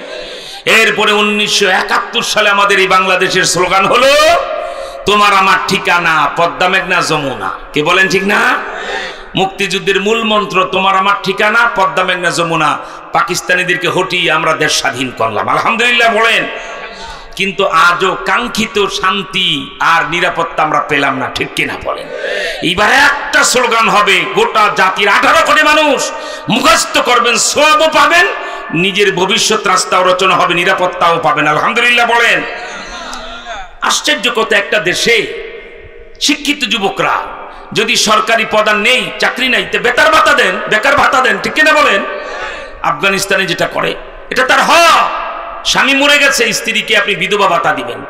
এই 200-500 টাকা এই লামসাম শয়তানি না, তার পরিবার চলতে কয় টাকা লাগবে তা দিতে হবে। মন্ত্রী, এমপি, সচিবদের পায়খানা খাওয়া ঘুষের টাকাগুলি যদি এই কাজে বিতরণ করা হয়, সমস্ত অসহায় মানুষটা প্রতিষ্ঠিত হয়ে যাবে। ঠিক কিনা বলেন? তাহলে 47-এর স্লোগান গেল ইংরেজ খেদাও, 52-এর স্লোগান গেল এক দফা এক দাবি, রাষ্ট্রভাষা বাংলা চাই, সফল। 71-এর স্লোগান পদ্মা মেঘনা যমুনা তোমার আমার ঠিকানা। এবারের স্লোগান হবে তোমার আমার ঠিকানা কোরআন হাদিস ওলামা। ঠিক কিনা তো রেখো? কোরআন হাদিস ছাড়া কোনো নীতিতে বাংলাদেশ চালাইতে দেব না।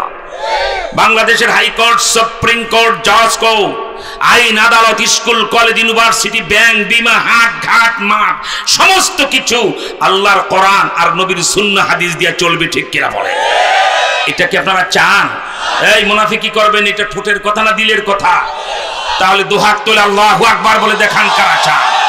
তোমার আমার ঠিকানা কোরআন হাদিস, অর্থাৎ কোরআন হাদিসের নীতি ছাড়া অন্য কোন জগতের নেতার নীতিটা দেশ চালাইতে দেব না।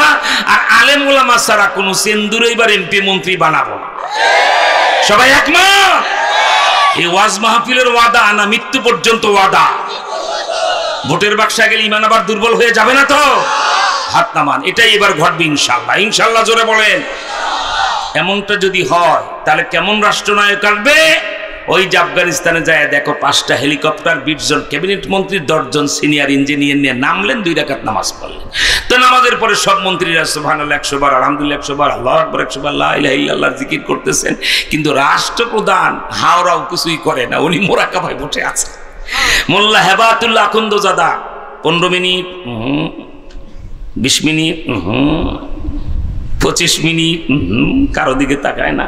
আধা ঘন্টা অস্থির হালতে লাফায় ওঠে, বলে ইঞ্জিনিয়াররা এখানে মাটি খনন করো। মাটি খনন করে পেয়ে গেছে সোনার খনি। যেই দেশের রাষ্ট্রনায়কের এখন খনিজ সম্পদ খুঁজতে কোনো টেকনোলজি লাগে না, 2 রাকাত নামাজ পড়ে চক্ষু বন্ধ করে আল্লাহর সাহায্য যথেষ্ট হয়ে যায়, তিনি মাটির নিচে লুকায়িত খনিজ সম্পদ দেখতে পান। এইরকম রাষ্ট্রনায়ক পেলে আমাদের বাংলাদেশ 10 বছরে মালয়েশিয়া, সিঙ্গাপুর, সৌদি আরবকে হারায় আমরা আরো আগে যাবো। ঠিক কিনা জয়? ঠিক না?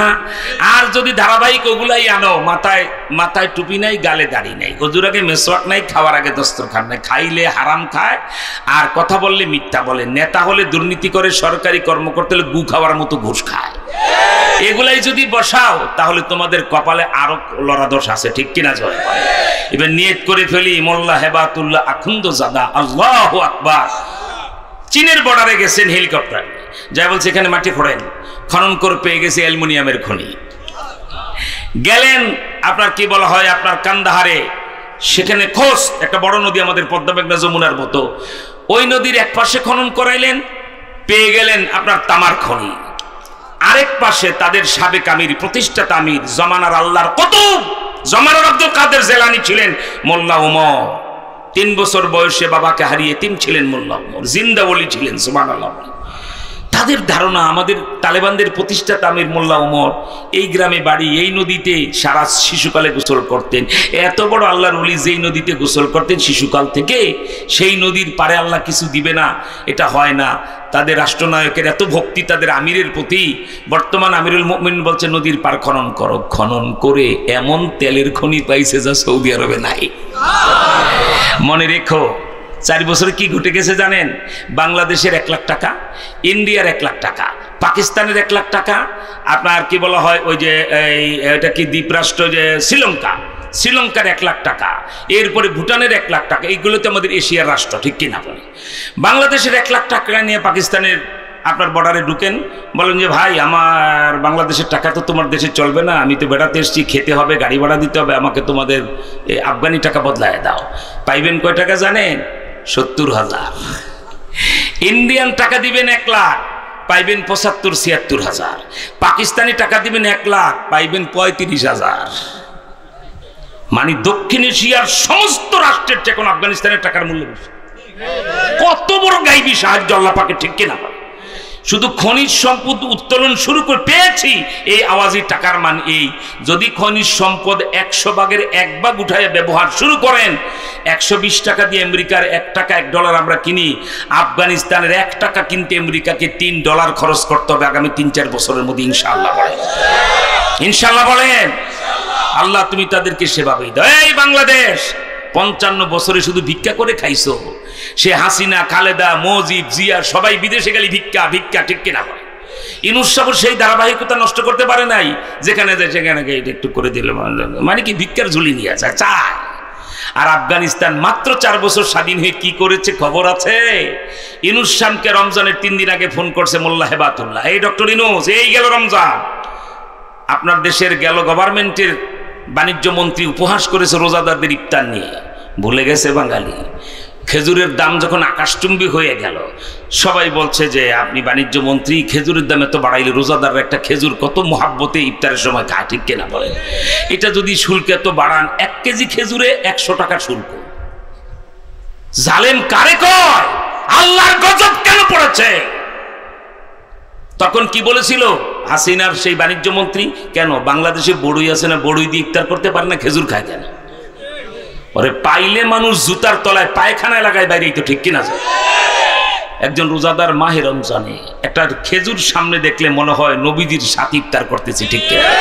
নবীর দেশে ইফতার করতেছি, ঠিক না? খেজুরের সাথে আমাদের রোজার ইফতারের বড় গভীর সম্পর্ক।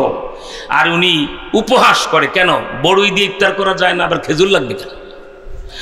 আফগানিস্তানের মোল্লা হেবাতুল আকন্দজাদা বলছে, কথাটা আমাদের গোচর হয়েছে, গোচরীভূত হয়েছে, আমরা দেখেছি, আমাদেরও দুঃখ লেগেছে। যাও, আমরা এখনো তো নিজেরা দেশ কি বলা হয় পুনর্নির্মাণে ব্যস্ত আছি, তারপর আফগানিস্তানের তাজা বাগানের 10 টন খেজুর ইউনূস সাহেবের কাছে হাদিয়া পাঠাইছে মাহে রমজানে, বস্তি এলাকার গরিবদেরকে ইফতারে বিলাইয়া দাও। সুবহানাল্লাহ বলে। এই গেল রমজানে 10 টন খেজুর খেয়েছে আফগানিস্তান, আলহামদুলিল্লাহ বলেন। আল্লাহু আকবার। আল্লাহ তুমি এরকম একটা রাষ্ট্র আমাদেরকে দান করো, জোরে বলেন আমিন। কথা যখন এসেছে এটাই শেষ করে তারপর খতমে নবুয়তের 10 মিনিট বলে আপনাদেরকে মোনাজাত দিয়ে দেই। এখন একটা বাতাসের ভিতরে একটা আওয়াজ রটবে, কি জানেন? অলরেডি শুরু হয়েছে। নাস্তিক মোর্তাদেরা ইসলামের সাথে রটাইতেছে, হুজুরগো ক্ষমতা আনতে চাও, ইউনিভার্সিটিতে সব ইসলামপন্থী ছাত্রদেরকে নেতা বানাও। যদি হুজুররা ক্ষমতায় আসতে পারে, একটা নাগরিকেরও হাত থাকবে না, সব হাত কেটে ফেলাবে। ভয় দেখাইতেছে না? ইসলামী আইন কঠিন, কিন্তু ওই সকল চোরের গোষ্ঠী জানে না, চোরে চোরে হালি, 1 চোরায় বিয়া করলে 4 চোরার শালি, ঠিক কিনা? জোরা কারণ চোরের হাত কাঁপবে, এটা চোরের কলিজা না কাঁপবে, সাধারণ ভালো মানুষের কলিজা কাঁপবে কেন, ঠিক কিনা? কিন্তু আপনাদেরকে জানতে চাই, আপনারা ইসলাম সম্পর্কে কতটা অবগত? আসলে তাল চোর, বেল চোর, নুন চোর আর পেটের দায়ে খিদার যন্ত্রণায় কারো বাড়ি থেকে 2টা রুটি চুরি করে খেয়ে ফেলেছে, ইসলামকে এর হাত কাটবে কেন? চুরি করে নাই? ইসলাম চুরি করলেও এই জাতীয় ছোট খাটো, তারপরে পেটের দায়ে 3 দিন খায় না, খিদার যন্ত্রণায় সহ্য করে না। আরো ভালো করে বলি, প্রচন্ড বৃষ্টি বাদল বাংলাদেশে একটানা 6 দিন 7 দিন হয়, নিম্নচাপ হয় না? নিম্নচাপে রিক্সা চালকের রিক্সা বের হয় না, ভ্যান চালকের ভ্যান বের হয় না, এরা ঘরে না খায়া পড়ে থাকে, ঠিক কিনা? কারণ ভ্যান চালক ভ্যান না চালাইলে তার কি বলে খাদ্য আসবে না, রিক্সা চালক রিক্সা না চালাইলে তার সংসার চলবে না। কিন্তু রিক্সা নিয়ে বের হবে কিভাবে? জ্বর ঠান্ডা চিকুনগুনিয়া হয়ে আর ডেঙ্গু হয়ে মরবে। 24 ঘন্টা বৃষ্টি ঝড়তি আছে, প্রায় তো আমাদের দেশে এমন হয়, ঠিক কিনা? যখন প্রাকৃতিক দুর্যোগ হয়, কোটিপতি, শিল্পপতি, দলপতি, সরকারি কর্মকর্তার, এমপি, মন্ত্রীদের আনন্দ ভুলে যায়, আজকে অফিসে যাওয়া লাগবে না, খিচুড়ি বানাও, গরুর গোশত ভুনা করো, কালারিং হালুয়া মুচ করে খাও, আর বসে বসে ঘরে টেলিভিশন দেখো, ঠিক কিনা? বড় লোকের আনন্দের সীমানায় আজকে প্রাকৃতিক দুর্যোগ, ভালো ভালো খাবার বানাও, খিচুড়ি বানাও 2 প্রকার, একটা লেটকা বানাও, আর একটা ভুনা খিচুড়ি বানাও। আমার বন্ধু বান্ধব আসবে, কেউ লেটকাটা পছন্দ করে, কেউ এটা পছন্দ করে, আর দুইজনে খিচুড়ি খায় না, এদের জন্য একটু প্লাউ করো তো। আবার ওই ফ্রিজের ভিতরে দেশি অরিজিনাল ঘি আছে, একটু ঘি দিয়ে আনি, হ্যাঁ মুজের শেষ নাই, ঠিক কিনা? কিন্তু এই এমপির বাড়িতে এত খাবার, প্রাকৃতিক দুর্যোগে বৃষ্টি বাদলে হচ্ছে, এমপির বাড়িতে রান্নাঘরে কাজ করে বাড়ির বস্তির পাশের মহিলা, সকালবেলা আসছে রান্না করে গেল, দ্বিতীয় দিন গেল, তার স্বামীর রিক্সাটা চলে না, হাট বাজার চাল ডাল আসে না। 6 বছরের আব্দুল্লাহ আর 3 বছরের রহমতুল্লাহ খিদার যন্ত্রণাকে, মা যদি রাত্রে ভাত না দাও আমরা খিদায় মরে যাব। মা যদি সন্তানকে দেখে খিদার যন্ত্রণায় মাটিতে শুয়ে গেছে, পৃথিবীর কোনো মা সহ্য করতে পারে না। এই মহিলা এমপির বাড়িতে কাজের, কি বলা হয়, ঝিয়ের কাজ করতে গিয়ে, বাড়ির কাজের মহিলার কাজ করতে যাওয়া মাত্রই এমপি সাহেবের ওয়াইফ চাবি দিলেন, যাও এই ড্রাম থেকে পোলার চাল বের করো, ওই ফ্রিজ থেকে গরুর গোশত বের করো, নিচে বড় পোটলা আছে 5 কেজি করে, ওইটা বের করো। আরে হুকুম! আরে এই কাজের মহিলা যখন নিজের হাতে ভুনা খিচুড়ি বানায়, গরুর গোশত ভুনা করে, চোখের পানি আর নাকের পানি চুলায় একসাথে পড়ে। আল্লাহ, আমার বাচ্চাগুলি 3 দিন খিদার যন্ত্রণা ঘরে পড়ে আছে, আর আমি মা এত সুস্বাদু খাবার তৈরি করি, কেউ 1 প্লেট খাবার আমাদেরকে দেয় না, ঠিক কিনা? মাতৃত্বের চিরন্তন ভালোবাসায় এই মহিলা যদি ওই এমপি সাহেবের বাড়ির ড্রাম থেকে 1 কেজি চাউল চুরি করে আসলে বেঁধে ফেলে, যে রান্না করে তাড়াতাড়ি শেষ করব, বাড়িতে যাব, এই চাউলটাকে তাড়াতাড়ি সিদ্ধ করে ফ্যান আর নুন দিলে তার ছেলেগুলি পোলাও উঠছে বেশি মজা করে খাবে, ঠিক কিনা? এই নিয়েতে চালটা চুরি করে আসলে বেঁধে ফেলছে। এখন ওই এমপি সাহেবের ওয়াইফ ঘর থেকে সিসি ক্যামেরা যে আছে, গরিব মানুষ সিসি ক্যামেরা ট্যামেরা তো বুঝে না, মনে করি এমনি চায় রয়েছে, ঠিক কিনা? ও সিসি ক্যামেরা দেখতে পেয়েছে ড্রাম থেকে মহিলা চাল চুরি করেছে। এমপি সাহেবের ওয়াইফ এসে, তোর আসলে কি মানে চোর, তো আসলে তো চোর চুরি করছে। এরপরে এমপি সাহেবের কাছে ধরে নিয়ে গেছে ড্রয়িং, এই দেখো কি কাজের মহিলা রেখেছে, চোর ড্রাম থেকে 1 কেজি চাল চুরি করছে, এই দেখো হাতে নাতে ধরেছি মাল সহ। এমপি সাহেব যদি এই একটা ছাত্র দিকে আসো তো, যুবক মানুষ আসো, সাইজের যুবক এখানে তাড়াতাড়ি আসো, এই বলো তুই আসতে পারছ না, তুই কি বুড়ো হয়ে গেছিস নাকি, হাত দে। এইভাবে মহিলাকে নিয়ে এমপি সাহেবের কাছে গেলে, এমপি সাহেব যদি কাজের মহিলাকে চাউল সহ ইসলামী আদালতে নিয়ে যায়, মহামান্য আদালত বিশ্বাস করে কাজের মহিলার দায়িত্ব দিয়ে রান্নাঘরের সব হেড অফ দ্য ডিপার্টমেন্ট বানাই দিছি তাকে, দেখেন বিশ্বাস লঙ্ঘন করে 1 কেজি চাল চুরি করে বাড়িতে পালিয়ে যাচ্ছিল, হাতে নাতে মাল সহ এনেছি, হাত কাটেন, ইসলাম এই মহিলার হাত কেটে দিবে না? বল ওদের আসলেই বল, কেন কি চুরি করে নাই? কি তাহাজ্জুদ পড়ছে নাকি? চুরি করছে তো, ইসলাম হাত কাটবে না? এইটা বুঝতে হবে আপনাদের। তাহলে কোন শকুনের পা, যারা সরকারি পদ পদবিতে বসে 1000 কোটি টাকা লুটে খেয়েছে, আমার দেশ থেকে লুটে নিয়েছে, একটা শয়তানও রক্ষা পাবে না, ঠিক কিনা জোরে কও? আমার ভাইরা, ইসলামী আদালত যদি ওই ইসলামী আদালত কিন্তু একতরফা, আমাদের দেশের গ্রাম্য মাতবর যারা মোড়ল, এরা তো শয়তানের সাক্ষাৎ খালাতো ভাই, ফেরাউনের চাচাতো ভাই। যে অপরাধ করে যদি 10,000 টাকা ধরায় দেয়, রায়টা তার পক্ষেই দেয় গ্রাম্য বিচারকরা, ঠিক কিনা?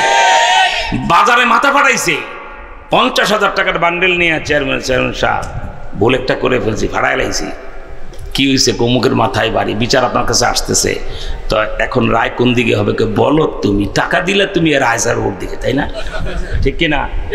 বিচারক তো এখন বিচার বসছে, সন্ধ্যাবেলা এসে ও বলতেছে, মাননীয় চেয়ারম্যান সাহেব জানেন আমার বাবা তুলে গালি দিয়েছে, ফল না তোলা মানে যে মাথা ফাটাইছে, চোরের মায়ের তো বড় গলা হয়, ঠিক কিনা? একটা বিরাট বক্তব্য দিয়ে ফেললো, বাংলাদেশের চোর মন্ত্রী আর চোর এমপিদের মতো, চোর লজ্জা শরম নাই, বেহায়ার মতো আবার জোর জোর জোর গলায় কথা বলে, ঠিক কিনা? আমার ভাইরা, ইসলামী আদালত এর বক্তব্য শুনেই বিচার করবে না, কে বলেন ঠিক না? আল্লাহু আকবার। ইসলামী আদালত হলে এবার বলে, আচ্ছা এমপি সাহেব বক্তব্য হয়েছে, হ্যাঁ, এই মহিলা কেন চাল চুরি করছো, তোমার বক্তব্য দাও। সুবহানাল্লাহ।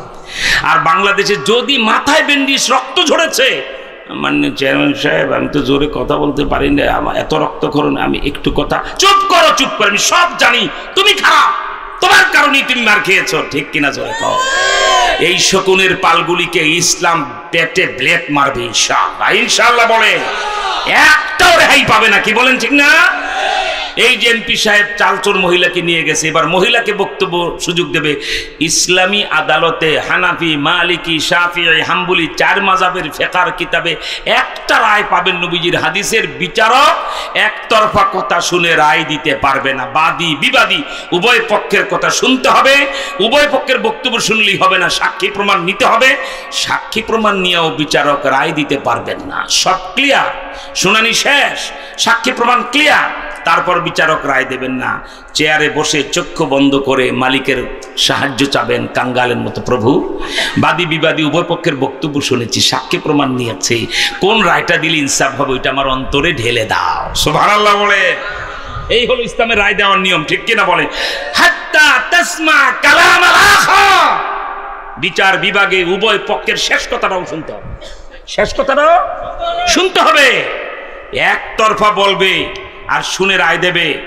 আমার ভাইরা, ইসলামী আদালত হলে কি বলবেন জানেন? ওই মহিলা যদি করুণ কণ্ঠে মা হিসাবে বলে, মাননীয় আদালত, আমি না খেয়ে মরে গেলে দুঃখ নাই, এই পেটে নিয়েছি সন্তান, আমার 3 বছরের আব্দুল্লাহ আর 6 বছরের রহমতুল্লাহ 3 দিন ধরে খিদার যন্ত্রণে মাটির সাথে মিশে গেছে, কিচ্ছু দিতে পারে না মুখে, প্রাকৃতিক দুর্যোগ, স্বামী রিক্সা চালাতে পারে না।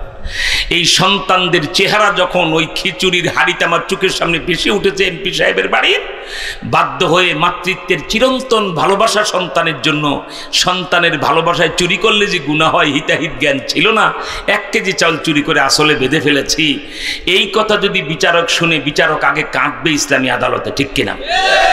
এরপরে মহিলার হাত নয়, এরকম খপ করে এমপি সাহেবের হাত ধরে বলবে, বাচ্চারা না খেয়ে থাকার কারণে, পেটের খিদার যন্ত্রণায় অথবা বকেয়া বেতনের কারণে যদি তোমার এই কাজের মহিলা আরেকবার চুরি করে, আদালত বলে দিবে কাজের মহিলার হাত নয়, লাকাতাতু ইয়াদাকা, তুমি এমপির হাত আদালত কেটে দিবে, ঠিক কিনা? জোরে কি বলেন, ঠিক না? প্রমাণ নেন, একটা ডাইরেক্ট হযরত উমরের বিচার বিভাগে চলে যাই, হযরত উমরের দরবারে, হেড অফ দ্য স্টেট, গোটা পৃথিবীর আধা জাহানের খলিফা হযরত উমর, মদিনার বাপরে বাপে এক বিশাল ধনাঢ্য ব্যক্তি, তার ডিপার্টমেন্টাল স্টোরের দোকানে সুদানি একটা কর্মচারী রেখেছে, যেই বেতনে রেখেছে এটা বেইনসাফি করেছে, অল্প বেতন, আরো বেশি পাওয়ার কথা। এই যুবককে 3 মাস ধরে দোকানের মালিক বেতন দেয় না। আবার সুদান থেকে তার বাড়ি থেকে চিঠি এসেছে, আল্লাহ পাক তাকে একটা ছেলে দিয়েছেন, প্রথম ছেলে। মা লিখছে, আরব দেশে আজও বাচ্চা জন্মের পরে দুধের ব্যবস্থা না হলে বাচ্চার বিপদ, ঠিক কিনা? পড়ে বাবা তাড়াতাড়ি টাকা নিয়ে আসো, বাচ্চা দেখে যাও আর টাকা দিয়ে যাও, তার দুধের ব্যবস্থা করতে হবে। মদিনার এই মালিক একবার কারুনের খালাতো ভাই, বেতনও দেয় না, ছুটিও দেয় না, 10 দিন ছুটি চায়, 3 মাসের বকেয়া বেতন। সুদানি যুবকরা, আফ্রিকার কালোরা রাগ হইলে হাড়ির তলার চেয়ে কালো হয়ে যায়, ঠিক কিনা? মালিককে ফাঁকি দিয়ে ক্যাশ বাক্সা ভাঙ্গে 1 মাসের সমপরিমাণ টাকা নিয়ে হ্যাঁ চম্পট দিছে বাড়িতে গেছে। বাস নিজের ছেলেকে দেখে, প্রথম বাচ্চা যাদের হয় বাবা হিসাবে জানেন, সেদিন ওই বাচ্চার মুখ দেখতে বাবার মন কত বেকুল থাকে, কে বলেন, ঠিক না?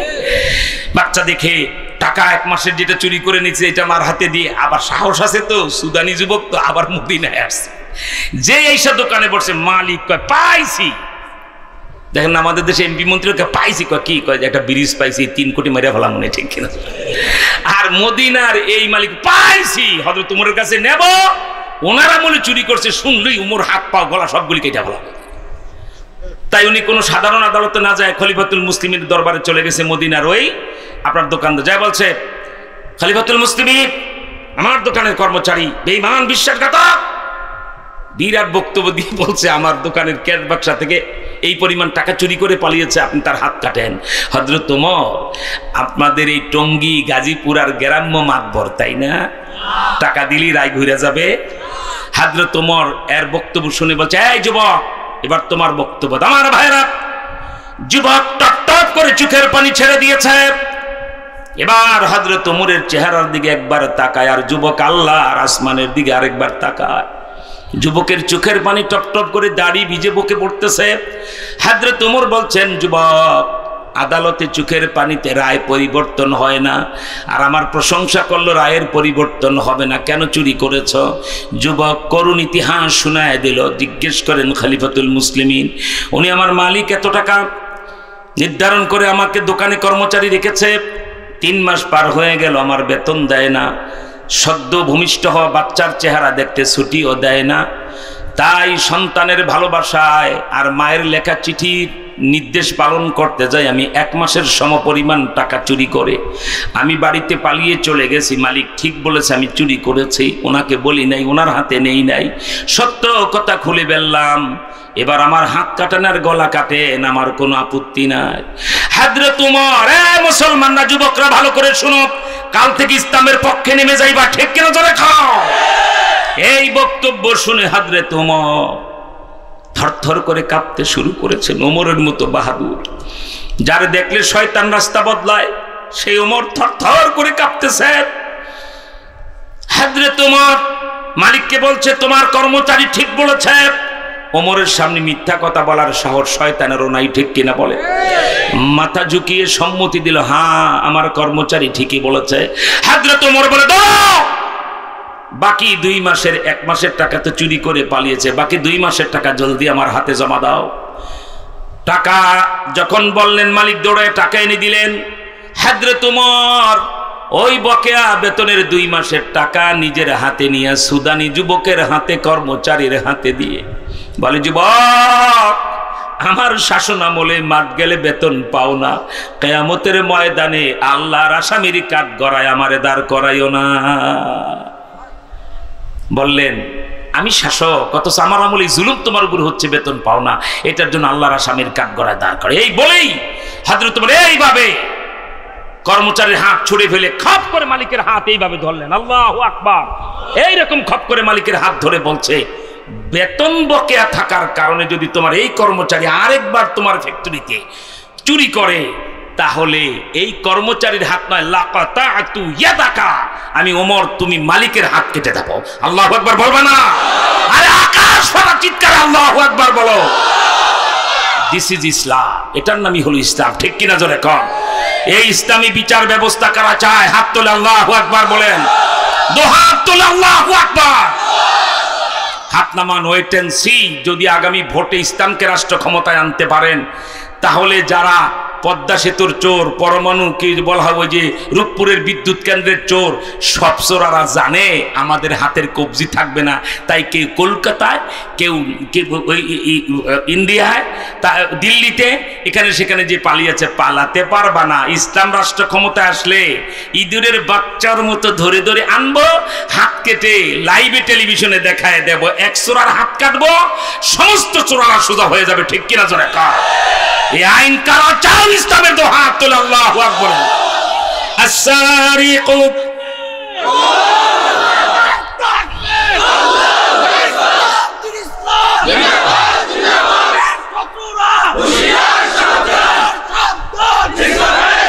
খামোশ খামোশ।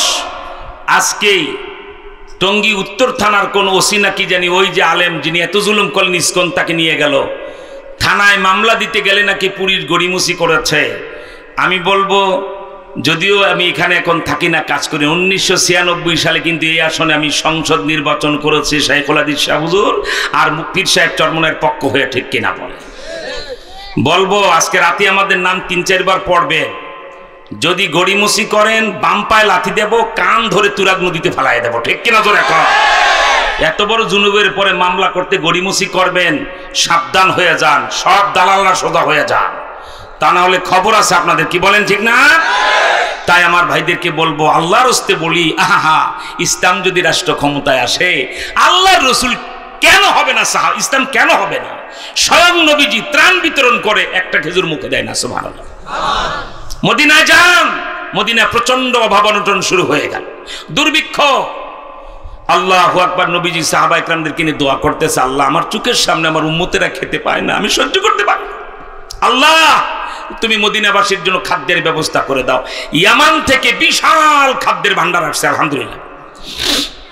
গভীর রাতে ফজরের আজানের সময় হযরতে বিলাল যে নবীজিকে যায় ডাকতেন, হযরত বিলাল বলছে, হুজুর কি? এত খেজুর আর এত খাদ্য ইয়ামান থেকে আসছে, গোটা মদিনা সয়লাভ হয়ে যাবে। সুবহানাল্লাহ। নবীজি এত খুশি, আজকে মদিনাবাসী খাওয়া পাবে। ফজরের নামাজের পরে এলান দিল, আপনারা কেউ যাবেন না, প্রত্যেকের বাড়ি বাড়িতে খেজুর। তুমি কে? আমি আবু সাইদ খুদরি। দাও এর আদামন। তুমি কে? হুজুর আমি কি বলা হয় আবু মুসা আশারি। দাও এরে দাও 20 কেজি। এইভাবে বিভিন্ন সাহাবা ইকরামকে দিতেছেন। দিতে দিতে খেজুর, মদিনার উন্নত খেজুর, খেজুর দেখলে আরে পিসা বলে একটু মুখে দিতে মন চায়, ঠিক কিনা? খেজুর মজার জিনিস। আল্লাহ রসুল বিলাল বলছে হুজুর জোহরের রক্ত হয়ে গেছে, আজান দা।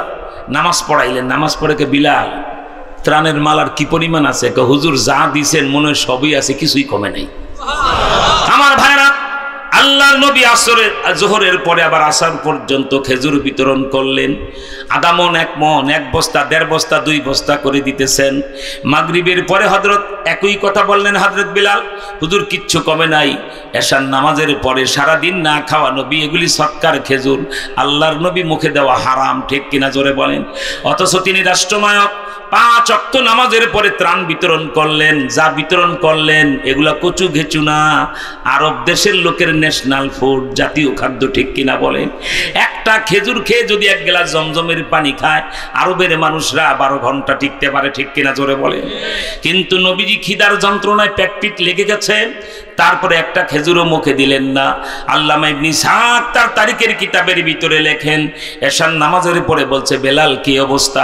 হযরত বিলাল বলে, ইয়া রাসূলুল্লাহ, আমার মনে হয় যে পরিমাণ আসছে ওই পরিমাণ এখনো রয়ে গেছে। আল্লাহু আকবার। নবীজির বরকতি হাতের ছোঁয়ায় বরকত শুরু হয়ে গেছে ত্রাণের ভিতরে। আল্লাহর নবী এশার নামাজ পড়ে যখন এই কথা শুনলেন, যায় নমাজটাকে উত্তর দক্ষিণ করে বিছায়া এতেকাফের নিয়ত করে মসজিদে শুয়ে যায় বললেন, বিলাল, আমার মসজিদের সামনে জনগণের মাল অরক্ষিত রেখে মুহাম্মদ রাষ্ট্রপ্রধান হিসাবে তার বাড়িতে ঘুমাতে যেতে পারে না। মসজিদে এতেকাফের নিতে পড়ে থাকলেন। ফজর হলো, আবার দেওয়া শুরু করলেন। জোহর পর্যন্ত জোহরের পরে দিলেন আসর, আসরের পরে মাগরিব, মাগরিবের পরে এশা। আমার ভাইরা, 2 রাত 2 দিন পরে, 1 রাত 2 দিন পার হয়ে গেল আজকে। এবার এশার নামাজের পরে নবীজি বলছেন, বিলাল কি খবর মালের? হযরতে বিলাল চোখের পানি ছেড়ে, ইয়া রাসূলুল্লাহ, জনগণের খেদমত করতে যায় 2 দিন পর্যন্ত আপনি 1 ফোঁটা পানিও মুখে দেন নাই, আপনার চেহারাটা ফ্যাকাশে হয়ে গেছে। হুজুর, মদিনায় খেজুর নিবে এমন কোনো লোকও নাই, আর খেজুর আর অবশিষ্টও নাই, খেজুরও শেষ, মানুষের চাহিদাও শেষ। আল্লাহর নবী জায়নামাজটা ঝাড়া দিয়ে ঘরে গেলেন, হযরতে মায়েশার ঘরে ঢুকলেন। প্রতিদিন প্রেম নিবেদন করে নবীজি আওয়াজ করে সালাম দেন, আজকে একেবারে ছোট্ট আওয়াজে আসসালামু আলাইকুম। এইভাবে মা আয়েশার ঘরে সালাম দিলেন। দরজা খুলে দিলে হযরতে মা আয়েশা দেখলেন নবীজির চেহারাটা কালো হয়ে গেছে। আল্লাহর নবী বলছেন, আয়েশা, 2 দিন একটানা জনগণের ত্রাণের মাল বিতরণ করতে যাই, আমি একটু পানিও মুখে দিতে পারি নাই। আয়েশা, আপনার ঘরে যদি কোনো খাবার থাকে আমার সামনে হাজির করে দেন। মা আয়েশা বলছে, ইয়া রাসূলুল্লাহ, ঠান্ডা পানি ছাড়া আমার ঘরে আর কিছু নাই। মা আয়েশা বলেন, সেই রাত্রে নবীজি একবার ডান দিকে কাঁথন, একবার বাঁ দিকে কাঁথন, ঘুম আসতেছে না খিদার যন্ত্রণা। রাত পার হয়ে গেল, 2 রাত 2 দিন পার হয়ে গেল। ফজরের আজান হলো, আল্লাহর নবী নামাজ পড়াতে মসজিদে গেলেন। যার কেরাত পিছন কাতারের সমস্ত সাহাবায়ে কেরাম মনে হতো আমার পাশে দাঁড়ায় পড়ে। আজকে তো আস্তে কেরাত পড়লেন, পিছনের আবু বকরই ঠিক মতো শুনতে পায় না। হযরত আবু আইয়ুব আনসারী বুঝতে পারলেন নবীজির খিদার যন্ত্রণা। বাংলাদেশের মুসলমান, রাষ্ট্রনায়ক মুহাম্মদ সাল্লাল্লাহু আলাইহি ওয়াসাল্লাম খাদ্য এবং আরবের শ্রেষ্ঠ খাদ্যই বিতরণ করলেন, মুখে দিলেন না, ঠিক কিনা বলেন। আর আমাদের দেশে যতবার বন্যা হয়েছে, এমপি মন্ত্রীরা এগুলি ভাগ করে বিতরণ করতে যায়, ভালো ভালোগুলি নিজের বাড়িতে পাঠায়া, এরপরে বেগমরে নিয়ে শুধু হেলিকপ্টারে আর কি বলে স্পিড বোটে ঘুরে মনে হয় ওনারা মোস করতে যায়, ঠিক কিনা। আমার ভাইরা, নবীজি এত আস্তে কেরাত পড়লেন, পিছনের কাতারের সাহাবীরা শুনেন। হযরত আবু আইয়ুব আনসারী বিষয়টা বুঝলেন, আল্লাহ রাসূলের খিদার যন্ত্রণায় জোরে কেরাত পড়তে পারেন নাই। আসসালামু আলাইকুম ওয়া রাহমাতুল্লাহ, আসসালামু আলাইকুম ওয়া রাহমাতুল্লাহ। হযরত আবু আইয়ুব আনসারী দৌড়াইতে শুরু করলেন। সালাম ফিরানো মাত্রই তার বাড়িতে দৌড় দিলেন মদিনার ধনাঢ্য সাহাবী। বাড়িতে যায় তার স্ত্রীকে বলছে, স্ত্রী রে, আল্লাহর আকাশের নিচে জমিনের উপর এমন মানুষ আল্লাহ বানায় নাই। খিদার যন্ত্রণায় নবীজি নামাজে কেরাত জোরে পড়তে পারে নাই। কি আছে ঘরে বলো? বলে কিছু আটা আছে, কয় তাড়াতাড়ি খামির করে রুটি বানাও। ছাগলের বাচ্চা আছে, জবাই করে দিলেন। গোশত ভুনা করতে দিয়ে হযরতে আবু আইয়ুব আনসারী মসজিদে নববীর দিকে দৌড়াইতে থাকলেন। যায়া দেখে মানুষ চলে গেছে, নবীজির সামনে আবু বকর আর ওমর বসা। নবীজি কান্দে, আল্লাহ আমি দুনিয়ায় থাকতে আমার আবু বকর ওমর এত কষ্ট পাচ্ছে খিদার যন্ত্রণায়। ইয়া আল্লাহু আকবার, নবীজি কাঁদতেছেন, আল্লাহর কাছে দোয়া করতেছেন। এমন সময় যায় নবীজির কানে কানে আবু আইয়ুব আনসারী বলছে, হুজুর আমার বাড়িতে আপনার নাস্তার দাওয়াত। নবীজি বলে, আমি একা না, আবু বকর ওমর সহ। সুবহানাল্লাহ জোরে বলেন। আবু আইয়ুব আনসারী বলে, হুজুর আপনি এবং আবু বকর ওমর দুজন সহ। এই বলে তিনি দৌড়ায় চলে গেলেন। নবীজি হযরত আবু বকর ওমরের দুই কাঁধে হাত দিয়ে ধীরে ধীরে আবু আইয়ুব আনসারীর বাড়ির দিকে রওনা করলেন। আল্লাহু আকবার বাবা, আল্লাহু আকবার। হযরত আবু আইয়ুব আনসারী যায় দস্তরখান বিছায়া খাবার টাবার প্রস্তুত করতেছেন। আল্লাহর নবী এত দুর্বল হয়ে গেছেন, ওমর আবু বকরের কাঁধে দুই হাত দিয়ে মৃদু চলতেছেন। একবার ওমরের চেহারার দিকে তাকায়, আরেকবার আবু বকরের চেহারার দিকে তাকায়, টপ টপ করে চোখের পানি ছাড়ে, আবার চেহারাটা হাস্যোজ্জ্বল হয়ে যায়, মনে হয় পূর্ণিমার চাঁদ নবীজির চেহারায় খেলতেছে। আবু বকর বলে, ইয়া রাসূলুল্লাহ, আপনি আমার বাল্য বন্ধু, শিশুকাল থেকে জীবনে কত হাজার মাইল পথ আপনার সাথে আমি অতিক্রম করেছি, কোনোদিন এই চিত্র দেখি নাই। একবার আমার দিকে তাকান, আরেকবার ওমরের দিকে তাকান, আমাদের দুইজনের কাঁধে হাত দেওয়া, একবার টপ টপ করে চোখের পানি ছাড়েন, আবার একটু আনন্দিত হন কেন? আল্লাহর নবী বলে, আবু বকর শোনো, আমি কাঁদি এজন্য, আমি দুনিয়ায় থাকতে তোমরা খাদ্যের কষ্ট পাচ্ছ, এটা আমার কষ্ট লাগে। আর হাসি কেন জানো? কিয়ামত যেদিন কায়েম হয়ে যাবে, সমস্ত নবী রাসূলরা ময়দানে দৌড়াদৌড়ি করবে, ওই দিন তোমাদের দুইজনের কাঁধে এভাবে হাত দিয়ে আমি আল্লাহর জান্নাতে ঢুকে যাব।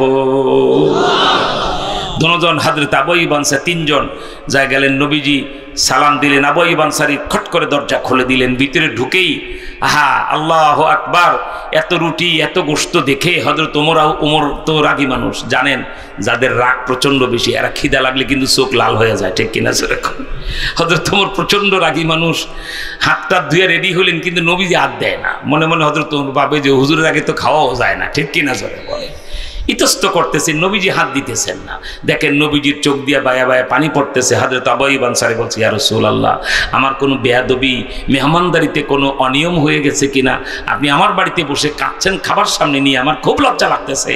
নবীজি বলছেন, আবু আইয়ুব আনসারী, তোমার কোনো ভুল ত্রুটি হয় নাই, মেহমানদারিতে অসুবিধা হয় নাই। বলেই দুইটা রুটি আর কয়েক টুকরা গোশত নিয়ে নবীজি পেঁচ দিয়ে আবু আইয়ুব আনসারীর হাতে দিয়ে বলছে, আবু আইয়ুব, আজ আমার কলিজার টুকরা ফাতেমার ঘরে 3 দিন পর্যন্ত চুলায় আগুন জ্বলে না। এই রুটি গোশতটা ফাতেমার বাড়িতে পৌঁছাও, ফাতেমা গিলার আগে মুহাম্মদ গিলতে পারে না। আমার ভাইরা, এই প্রশিক্ষণ তো ওমর, আবু বকর, উসমান, আলীরা নিয়েছেন। তাই নবীজির ইন্তেকালের পরে আবু বকর রাষ্ট্রপ্রধান, স্ত্রী হালুয়া বানায় সামনে এনেকে, আমাকে যেই বেতন রাষ্ট্র থেকে দেয়, এত মজার সারিদার হালুয়া তো আমার বাড়িতে হওয়ার কথা না। তথ্য দিলেন, হুজুর 15 দিন আগে তো বলেছিলাম কিছু পয়সা দেন, ঘরের লোকের একটু হালুয়া খেতে চায়, আপনি তো দিলেন না। আমি বাজার থেকে একটু একটু করে প্রতিদিনের কমায় রেখে এরপরে হালুয়া দস্তরখানে হাজির করেছি। হযরত আবু বকর বললেন, বুঝতে পেরেছি, এইটুকুন বেতন আমার কম হইলেও চলবে, তা না হলে হালুয়া তৈরি হয়। মন্ত্রী পরিষদের বৈঠক ডেকে নিজের বেতন কমায় দিলেন। সুবহানাল্লাহ জোরে বলেন। খলিফাতুল মুসলিমিন হযরত ওমর। এরপরে ওমর কি প্রশিক্ষণটা পেয়েছেন নবীজির কাছে রাষ্ট্র শাসনে। দেখেন, জুমার দিন খুতবা দিতে দাঁড়িয়েছে, আগের দিন 1 টুকরা করে কাপড় বিতরণ করেছেন, কি বলা হয়, আগের সপ্তাহে মদিনার সব লোকেরা পেয়েছে, কিন্তু কাপড়ের টুকরাটা এত ছোট, ছোট কদের মানুষ হলে জামা হয়ে যায়, একটু লম্বা হইলে আর তার জামা হয় না। কিন্তু হযরত ওমর 2টা মানুষের সমান দেহ, ঠিক কিনা? 5 লাখ লোকের মাঝে যদি হযরত ওমর হাঁটতেন, মাথাটা আধা হাত বুর্দা দেখা যেত। সুবহানাল্লাহ। যখন এখন আমাদের বাংলাদেশের বর্তমানে মামুনুল হক সাহেব 5 লাখ লোকের মাঝে হাঁটলেও মাথা একবারে আধা ফিট উঁচা, ঠিক কিনা? শেখ মুজিবের সে 1.5 ইঞ্চি বেশি উঁচা। আলহামদুলিল্লাহ বলেন। আল্লাহ তাকে একটা দেশের প্রধানমন্ত্রী হওয়ার মতো যত যোগ্যতা লাগে সব দিয়েছে। কওমি মাদ্রাসার হুজুর, আবার এশিয়ান ইউনিভার্সিটি থেকে মাস্টার্স, সেই ইউনিভার্সিটি থেকে আবার বলে আপনি অধ্যাপক লেখেন না কেন, আপনি না আমাদের এখান থেকে ডক্টরেট ডিগ্রি নিলেন। আলহামদুলিল্লাহ। আল্লাহু আকবার, সব যোগ্যতা। যেই জন্য ওই বেঈমানরা ভাবে মামুনুল হক এমনি একটা বিরাট আজরাইল ভাব, আবার গেল আফগানিস্তান, মোল্লা কে বিদেশ মন্ত্রী, মোল্লা আমির মুত্তাকি, সে দিল আপনার মাথায় পাগড়ি বেঁধে। এরপরে তাদের আরেকজন মন্ত্রী দিল তার হাতে আফগানিস্তানের ঐতিহ্যবাহী কি রুমাল কাঁধে তুলে। এখন বাংলাদেশে নাস্তিকরা বয় হযরতে ওমর আবু বকর যে নবী জমানায় ছিলেন, আফগানিস্তানে যে এখন মোল্লা হেবাতুল্লাহ মামুল হক মনে হয় বাংলাদেশের আরেক মোল্লা ওমর, ঠিক কিনা চলে কয়? ওরা ভয় পাইতে শুরু করছে, কি বলেন ঠিক না? আমার ভাই এই প্রশিক্ষণ নবীজি দিয়েছেন, সেজন্য হযরত ওমর কি করেছে, খুতবা দিতে দাঁড়াইছেন। কি স্বাধীনতা দেখেন, শয়তান যারা দেখলে ভয় পায়। একজন মুসল্লির সামনে গিয়ে দাঁড়িয়ে বলছে খলিফাতুল মুসলিমিন দাঁড়ান, আপনি খুতবা পড়বেন না। কি হয়েছে? আপনি যে গেল সপ্তাহে আমাদেরকে কাপড় দিলেন, সরকারি কাপড়, একটু উঁচা লোক যে তার জামা হয় না, ছোট হয়ে যায়। আর আপনি তো আমাদের সে দুইটা মানুষের মতো, আপনার জামাটা হলো কিভাবে?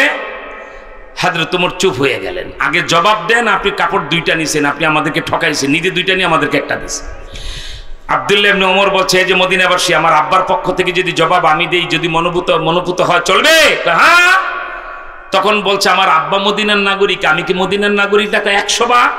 তাহলে কাপড়ের একটা টুকরা আমার বাবাও পেয়েছে, আমিও পেয়েছি। বলে হ্যাঁ, আমি দেখলাম আমার আব্বা বিদেশি কত কাফেলা আসে, তাদের সাথে কথা বলতে হয়, আবার জুমার নামাজ ইমামতি করতে হয়, এই টুকরাটা দিয়ে আমার জামা হয় না, বাবারও হয় না, এই জন্য আমারটা আমার আব্বাকে হাদিয়া দিয়ে দিয়েছে। বাপ ছেলে দুইজনের টুকরা দিয়ে জামা বানায় খুতবা দিছে, এখন চলবে? মদিনার মানুষ চোখের পানি ছেড়ে বলছে, এইরকম রাষ্ট্র নয় কি আমাদের দরকার। আলহামদুলিল্লাহ বলেন। এগুলা যদি হুজুররা এসে দেখাইতে, শোনেন, আমরা কারো দলমল পক্ষ বলবো না, জামাত ইসলামী আহলে হক ওলামায়ে কেরাম করে না, দেওবন্দি ওলামায়ে কেরাম, কিন্তু শেখ মুজিব থেকে জিয়া, তারেক, হাসিনা, খালেদা একজনও বাদ নাই যার বিরুদ্ধে দুর্নীতির মামলা নাই।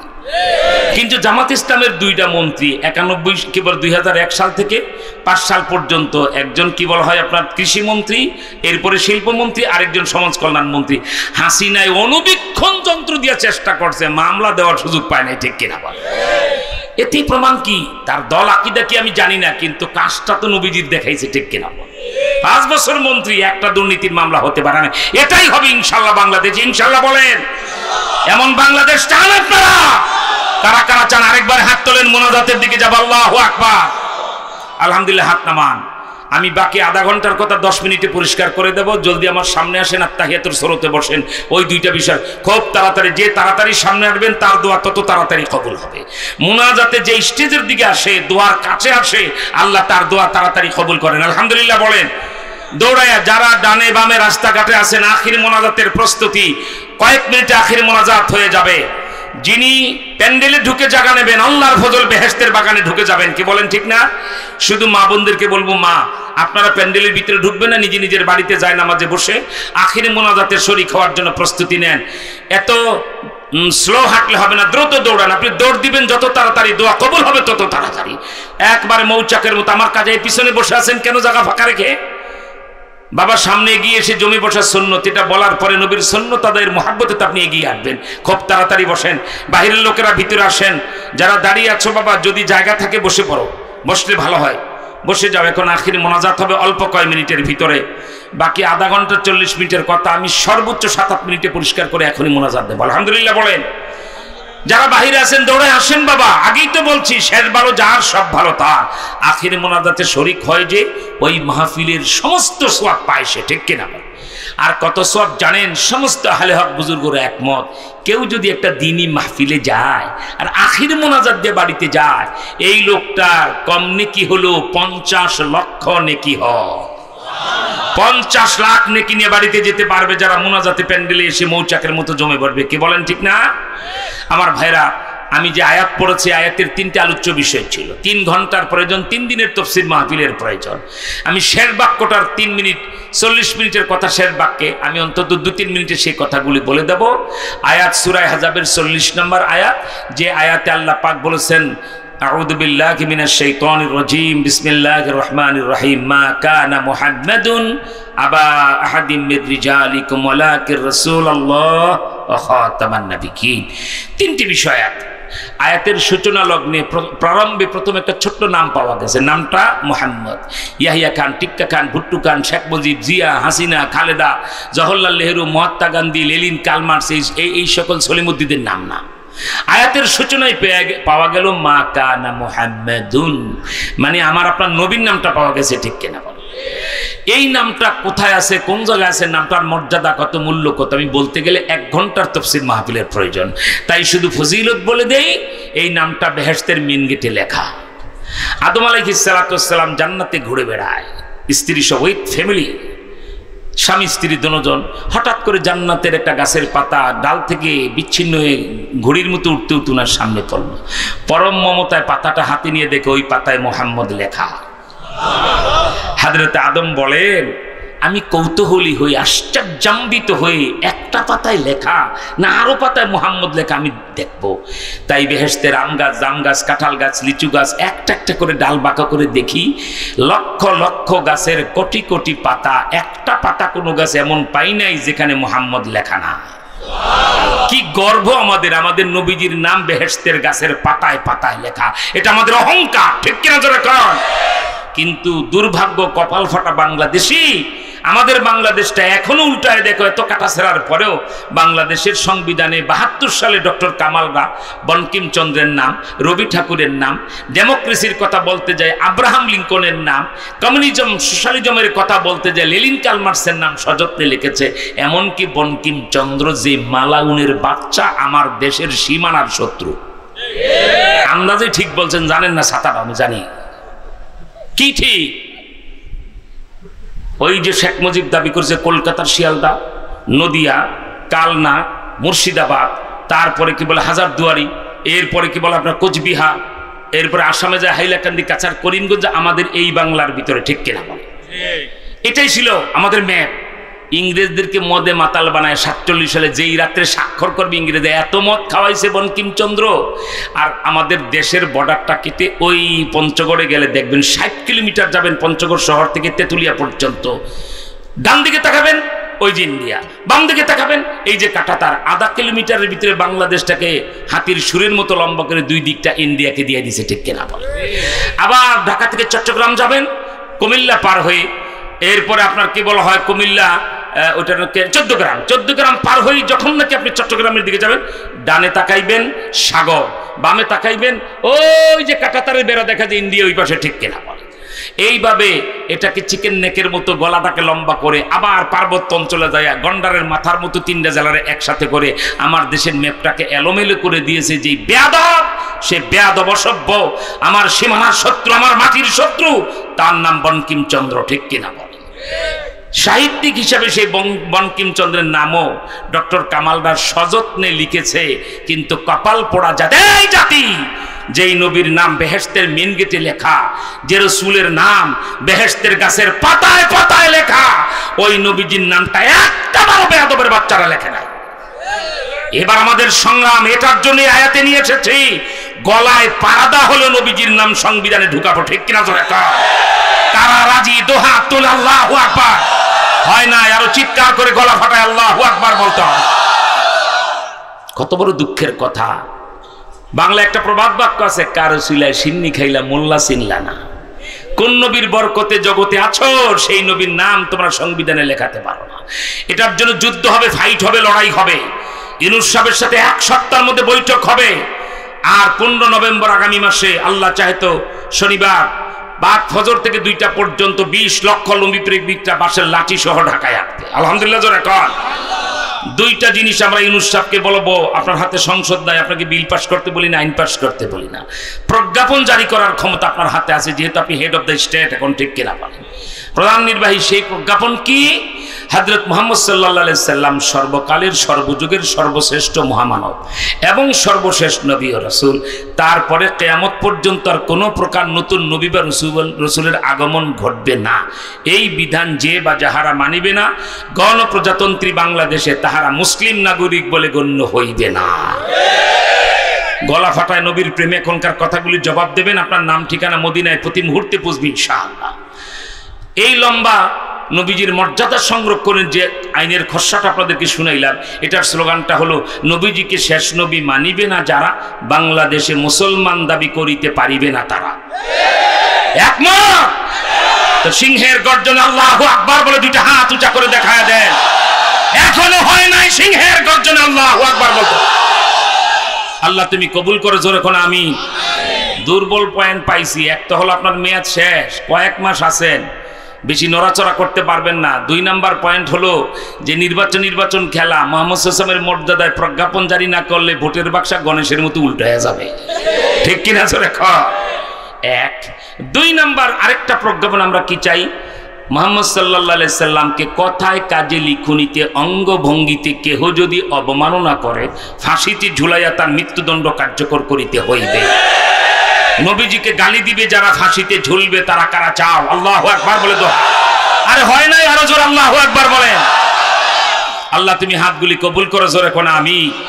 ইনশাআল্লাহ এই 2টা আইনের প্রজ্ঞাপন জারি করতে আমরা 15ই নভেম্বর পর্যন্ত আগামীকাল আল্লাহ চাইতো সারা দিন বিবিধ জাতীয় সম্মেলন আছে ইনডোরে, একবারে সিক্রেট জায়গায় মামুল হক সাহেব সহ আমাদের জাতীয় নির্বাহী কমিটি। আবার 2-2:30টার পর থেকে শুরার বৈঠক, বিকালে বাদ আসর আমরা সম্মিলিত খতমে নবুয়তের মধুপুরের পিসা হুজুর থেকে শুরু করে মাহফুজুল হক সাহেব, জাতীয় মুরব্বী সব থাকবেন। আমরা কি কর্মসূচি 15ই নভেম্বরে ঘোষণা করবো সোহরাওয়ার্দী উদ্যানে সে ব্যাপারে আলোচনা হবে, মিটিং হবে। আলহামদুলিল্লাহ বলেন। আমরা 15ই নভেম্বরের মধ্যে ইউনূস সাহেবকে বলবো কাদিয়ানীদেরকে সংখ্যালঘু অমুসলিম ঘোষণা করেন, ঠিক কিনা জোরে কর। 15ই নভেম্বরের ভিতরে যে এটা করতে ব্যর্থ হন আমরা কি কর্মসূচি হাতে নেব কাউরে জানতে দেব না। 15ই নভেম্বরে মুসা নবীর লাঠি সময় মতো ফেরাউনরা দেখতে পাবে, ঠিক কিনা জোরে। তাই যা করবেন 15ই নভেম্বরের ভিতরে করবেন, নবীজির শানের কোনো বেয়াদবি সহ্য করবে না এই জাতি। আমি 1.5 ঘন্টা আগে মঞ্চে বসে প্রথমেই বলেছিলাম সবচেয়ে বড় কলঙ্ক এই জাতির। অনেক অহংকার আছে, 47, 52 ভাষা আন্দোলন, 71 মুক্তিযুদ্ধ, এগুলি যেমন আমাদের অহংকার, আমাদের কলঙ্ক। এই 55 বছরে খুনি সন্ত্রাসী লম্পট বাটপারকে রাষ্ট্রপতি প্রধানমন্ত্রী বানিয়েছ, একজন হক্কানি আলেমকে আজও দেশের মানুষ প্রধানমন্ত্রী বানাতে পারো নাই, একজন বড় বুজুর্গ আলেমকে রাষ্ট্রপতি বানাতে পারো না। এটা জাতীয় ব্যর্থতা, জাতীয় কলঙ্ক, ঠিক কিনা বলেন। এবার হবে ইনশাআল্লাহ বলেন। এবার আমরা করব, আল্লাহ তুমি সাহায্য করো, জোরে কোন আমি। আমার ভাই এমন কর্মসূচি আমরা দিতে পারি 15 তারিখের ভিতরে যদি প্রজ্ঞাপন জারি না হয় শাপলা চত্বরে আবার বলবো মদিনুলার প্রেমে বাঁশের লাঠি নিয়ে 24 ঘন্টা সময় দেব। তাতে কাজ না হলে ইউনূস সাহেবের বাড়ি যমুনা ঘেরাও হবে বাঁশের লাঠি সহ। আর ইউনূস সাহেব গুলি কইরে দেখেন 10টা মানুষের লাশ যদি নবী প্রেমে পড়ে, হাসিনা তো নিজের বয়ফ্রেন্ড বিএফ ছিল মোদি, তার বয়ফ্রেন্ডের কোলে বসতে পেরেছে। আপনি কই যাইবেন? আপনার কেউ না। আমরা যদি কোলে না রাখি ইন্ডিয়া যাইয়া দেখেন মুড়ি চিবাইয়া খাইয়া ফেলাবে আপনাকে, ঠিক কিনা? কেউ জায়গা দিবে না। যদি আমাদের কোলে থাকতে চান আমার রসুলের মর্যাদায় প্রজ্ঞাপন জারি করেন, রাজি? এখন আপনাদের মন আনচান করে হুজুর মাঝখানের বাক্যটা হলো কিন্তু রাসূলুল্লাহ 1 ঘন্টার দরকার, সেটাও বলবো না। শেষ বাক্যটা খাতামান নাবিয়্যিন আল্লাহ, এই কথা বলে কে?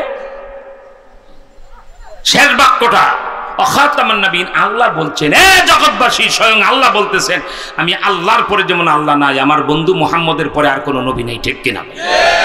আমার ভাইরা খতমে নবুয়ত কি কাদিয়ানীরা কাফের কেন, এইটা বলার জন্য আপনাদেরকে 5 মিনিট আবার সুন্দর করে আইনটাও বুঝাই দিলাম।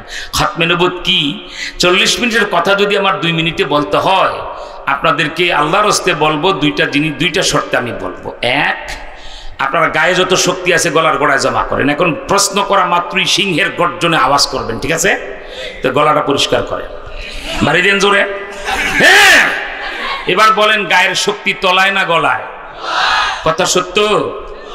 এখানে টিপটা ধরে রাখেন যে নিচে নামতে না পারে শক্তি, ঠিক আছে? ইনশাল্লাহ নামবে না তো 2 মিনিট। আরেকটা শর্ত দেব, খতমে নবুয়ত কি কাদিয়ানীরা কাফের, অতি গুরুত্বপূর্ণ তাত্ত্বিক কথা, তথ্য আছে, গোটা উম্মতের শোনার দরকার। আপনি এই কান্দা শুনলেন ওই কান্দা বেরিয়ে গেল, আমার বেহুদা কথা বলা হবে, ঠিক কিনা? নিজের টাচ মোবাইলটা খুলে যদি এখনকার 2 মিনিট বক্তব্যটা রেকর্ডিং করে রাখেন, ফেসবুকে ছেড়ে দেন, ইউটিউবে ছেড়ে দেন, এটা সেটা ছেড়ে নেটে ছেড়ে দেন, কোটি কোটি মানুষ জানবে কাদিয়ানীরা কাফের, ঠিক কিনা জোরে বলেন। তাই যার যার টাচ মোবাইল আছে খুব দ্রুত আমাকে একটু উঁচু করে দেখেন, হুজুর আমি রেডি। খুব দ্রুত টাচ মোবাইলগুলি উঁচু করেন, অন করেন, চালু করেন। এখনকার খতমে নবুয়ত কি কাদিয়ানীরা কাফের কেন, সে এই লিফলেটগুলি কোথায়? যে 16ই নভেম্বরের এখানে দাও, 16ই নভেম্বরের লিফলেটগুলি কোথায়? এই সামনে কোথায়? 15ই নভেম্বর। হ্যাঁ, এই আলহামদুলিল্লাহ বলেন, আলহামদুলিল্লাহ বলেন। সবাই রেডি? তাহলে 40 মিনিটের কথা যদি 2 মিনিটে খতমে নবুয়ত কি বলতে হয় আমি প্রশ্ন করব, গলা ফাটায় জবাব দিবেন, পারবেন না? বলেন আল্লাহ কয়জন? হয় না, আল্লাহ এরকম হবে না, গলা ফাটায় বলেন আল্লাহ কয়জন? মুখে বললে চলবে না, একটা আঙ্গুল উঁচা করে দেখায় দেন আল্লাহ কয়জন। একবারে বন্দুকের নলের মতো উঁচু করেন। আমি প্রশ্ন করা মাত্র 3 বারে ভাই বলবেন একজন একজন একজন। পারবেন? আল্লাহ কয়জন? হাত আর উঁচা করেন একবারে বন্দুকের নলের মতো। এক আল্লাহর পরে কোনো আল্লাহ আছে? এইভাবে দেখা দেন নাই নাই নাই নাই। যার হাত যত তাড়াতাড়ি ঘুরবে তার সওয়াব তত বেশি হবে। আরে খুব তাড়াতাড়ি ঘোরান। আল্লাহর পরে কোন আল্লাহ? আমাদের নবীর পরে আর কোন নবী? বাস 40 মিনিটের ওয়াজ 1 মিনিটে সাফ। আল্লাহর পরে যেমন আল্লাহ নাই, মুহাম্মদ সাল্লাল্লাহু আলাইহি ওয়াসাল্লামের পরে আর কোন নবী নাই। ঠিক কিনা বলে? বুঝে থাকলে জবাব দেন। আল্লাহকে বাদ দিয়ে কোন বেয়াদব যদি বলে আমি আল্লাহ, সে মুসলমান না কাফের? আর আসতে বলেন। আমি বলবো যেমন, আপনারা বলবেন ফেরাউন যেমন। এই বেয়াদব আল্লাহকে বাদ দা আল্লাহ দাবি করেছে, সুতরাং ফেরাউন মুসলমান না কাফের? এবার সাউন্ড আরো বাড়াইতে হবে। জীবনে কত রকমের ক্যানভাস করেন, হোক্কা মার্কা বালতি মার্কার কত ক্যানভাস করছেন জীবনে। মেম্বার চেয়ারম্যান কি পাইছেন? আধা কাপ লাল চা আর একটা মায়াবিড়ি। ঠিক কিনা? এছাড়া কিছু দেয় প্রার্থীরা? আর এখন যে যার নামে এখন এই ক্যানভাসটা হবে, যদি গলা ফাটায় করতে পারো, কম যদি পাও, মদিনাওয়ালার হাতে হাসরের ময়দানে 1 গ্লাস হাউজে কাউসারের পানি পেয়ে যাবে। যেই পানি পান করার পরে 50 বছর আর পানির কোনো পিপাসা লাগবে না। তাই জীবনের সর্বোচ্চ আওয়াজটা হবে তো? তাহলে বলুন, বিশ্বনবী মানবতার মহানায়ক, হেড অফ দ্য ওয়ার্ল্ড, তোমার আমার মাথার মুকুটি, হৃদয় রাজা, দো জাহানের বাদশা, খাতামুল আম্বিয়া মুহাম্মদ সাল্লাল্লাহু আলাইহি ওয়াসাল্লামকে বাদ দিয়ে কোন বেয়াদব যদি বলে মুহাম্মদ সাল্লাল্লাহু আলাইহি ওয়াসাল্লাম শেষ নবী নয়, আমি শেষ নবী, সে মুসলমান না কাফের? আরো জোর জোর হলো না? দু হাত উঠায়া, হাত না চায়া দাঁড়ায় যাও আর লাফায় উঠো। সবাই দাঁড়াও। কাদিয়ানীরা আরো জোর। বাংলাদেশের সংসদে বিল পাস হবেই হবে। কাদিয়ানীরা আরো জোর। আরে জোর হলো না? এই গলা ফাটায়া বাংলাদেশের সংসদে বিল পাস হবেই হবে। কাদিয়ানীরা কাফের কাফের কাফের কাফের। 1 সেকেন্ডে বসতে হবে, তাহলে বুঝবো যে অরিজিনাল উম্মত। দেরি হয়ে গেল তো, এই নিয়ে জিহাদ করা যাবে নাকি? আল্লাহ তুমি কবুল করো, জোরে কোন আমি। এখন আপনাদের মন আনচান করে, হুজুর 1 ঘন্টা সময় দিতে চেয়ে 1.5 ঘন্টা দিয়েছেন, আমরা বোনাস পাইলাম। যদি আর 1টা মিনিট একটু শয়তান কাদিয়ানির পরিচয়টা বলে দেন, যদি টঙ্গী গাজীপুরা রাস্তাঘাটে পাই তাহলে জিন্দা কবর দেবো কাদিয়ানি। ঠিক কিনা? চলে পরিচয়টা দরকার। কে বলেন ঠিক না? মোবাইল ফোনগুলি ওপেন আছে নাকি বন্ধ হয়ে গেছে?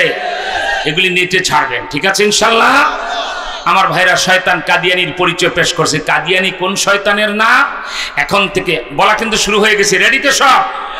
কাদিয়ানি কোন শয়তানের নাম?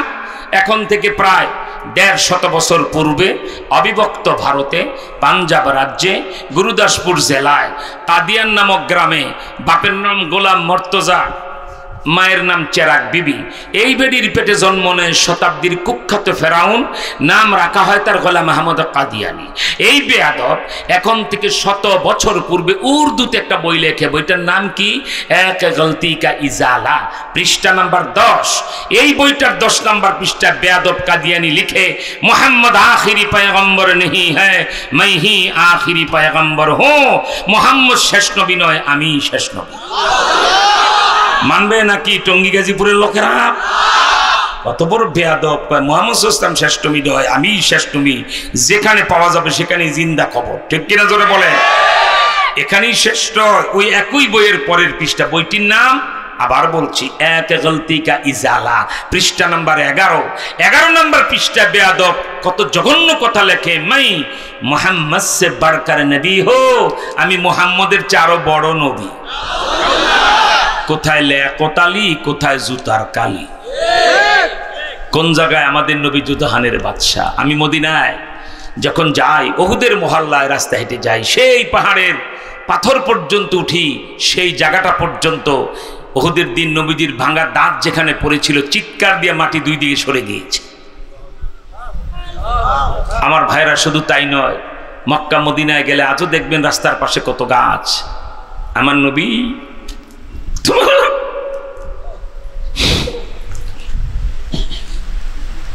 হৃদয়ের রাজা,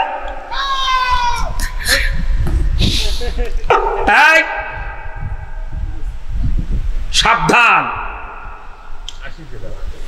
একবার যদি স্বপ্নে দেখো জাহান্নাম হাওয়া জান্নাত লেখা, এখনো রওজা উম্মতি উম্মতি বলে কাঁদে, তোমার আমার জন্য কাঁদে। উম্মতের মায়ায় অন্য নবীদের মতো ইন্তেকালের পরে আসমানে যায় নাই। কত প্রস্তাব এসেছে, জিবরাইল হুজুর আপনি মেরাজে গেলেন, প্রথম আসমানে আদম নবীর সাথে দেখা হলো, দ্বিতীয় আসমানে ঈসা নবীর সাথে মোলাকাত হলো, তৃতীয় আসমানে ইউসুফ নবীকে দেখলেন কি প্রাসাদ বানায় আল্লাহ রাখছে, চতুর্থ আকাশে ইদ্রিস নবীকে দেখলেন, পঞ্চম আকাশে হারুন নবীকে, ষষ্ঠ আকাশে মুসা নবীকে, সপ্তম আকাশে মুসলমানদের ফাদার অব দি নেশন মুসলিম জাতির পিতা ইব্রাহিম খলিলুল্লাহকে বাইতুল মামুরের বিশাল চত্বরে কি প্রাসাদ দানি আল্লাহ রেখেছে, রাজ প্রাসাদ কাকে বলে।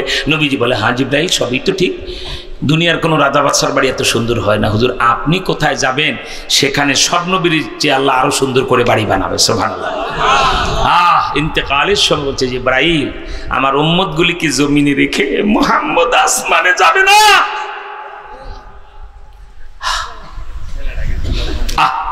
আজও রওজা উম্মতি উম্মতি বলে কাঁদে। আল্লাহর কসম, মা বাবা যদি হালাল খায়া জন্ম দিয়ে থাকে নিজে হালাল খাও, মাথায় টুপি গালে দাড়ি ওজুর আগে মেসওয়াক খাওয়ার আগে দস্তরখান, মিথ্যা কথা জবানে বলো না, হারাম খাও না, লজ্জাস্থান হারাম কাজে ব্যবহার হয় নাই। কোন আল্লাহওয়ালার হাতে যদি তোমার হাত বাঁধা থাকে, কোন আল্লাহওয়ালার সহবতে যদি ইসলাহি সম্পর্ক থাকে, এইটুকুন আমল নিয়ে সকাল বিকাল একটু জিকির করো আর এই আমলগুলি ঠিক রাখো। এই আমল নিয়েও মদিনায় যায়া রওজার পাশে ওই সবুজ রং দেওয়া গ্রিলে কান লাগায়া দেখবা উম্মতি উম্মতি বলে কাঁদে, গুন গুন করে তোমার কানে আওয়াজ। आए नबी जो रो रोते हैं आंखें बहे कहते हैं उम्मती या उम्मती। রওজা সে আজও কাঁদে। কিয়ামত কায়েম হয়ে যাবে, মা বাবার খবর নাই, কোনো খবর নাই। সব নবীরা বলে নফসি আল্লাহ আমারে বাঁচাও। বুখারী শরীফ জিলদে সানি কিতাবুল মাগাজি যেখানে শেষ, কিতাবুত তাফসীর শুরু হলো, লম্বা 1.5 পৃষ্ঠার হাদিসে দেখেন সব নবীরা বলবেন নফসি, আমাদের নবীজি বলবেন উম্মতি। আলহামদুলিল্লাহ বলেন। মক্কা মদিনার পাহাড়ের পাড় দিয়ে হেঁটে হেঁটে যেতেন, গায়ে একটু ঘাম, রাস্তার পাশের গাছ বাঁকা হয়ে ডাল বাঁকা হয়ে তাকে বাতাস করা শুরু করে দিত। আমার ভাইরা সেই নবীকে যেই বেয়াদব বলে আমি মুহাম্মদের চেয়ে বড় নবী, তার কোনো আস্তানা বাংলাদেশে থাকবে না। এর জন্য যুদ্ধ হবে, সবাই যুদ্ধ করতে রাজি। আমি জীবনে এত মিছিল মিটিং করছি, আমার মনে হয় 2 মণ ঘামের পানি হবে 40 বছর আমি রাজপথে ছড়িয়েছি। আমার আর মিছিল মজা লাগে না। এখন যেখান থেকে আঘাত সেখানে পাল্টা আঘাত, ঠিক কিনা জোরে কর। যেখান থেকে গালি দেওয়া হবে, তা মন্ত্রী না এমপি, রাষ্ট্রপতি না কোটিপতি না দলপতি, কিচ্ছু দেখবো না, মাটি শুদ্ধ উপড়ায় ফেলা। এইরকম কর্মসূচি হবে এখন থেকে, ঠিক কিনা জোরে কর। নবীর প্রেমে যুদ্ধে কারা নামতে রাজি? তো হাত তুলে আল্লাহু আকবার বলে দেখা।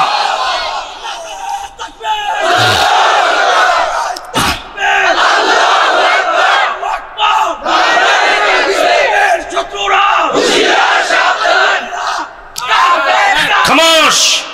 ইসকন কাদিয়ানি কি বলা হয়, ইসকন কাদিয়ানি ভাই ভাই এক রশিতে ফাঁসি চায়।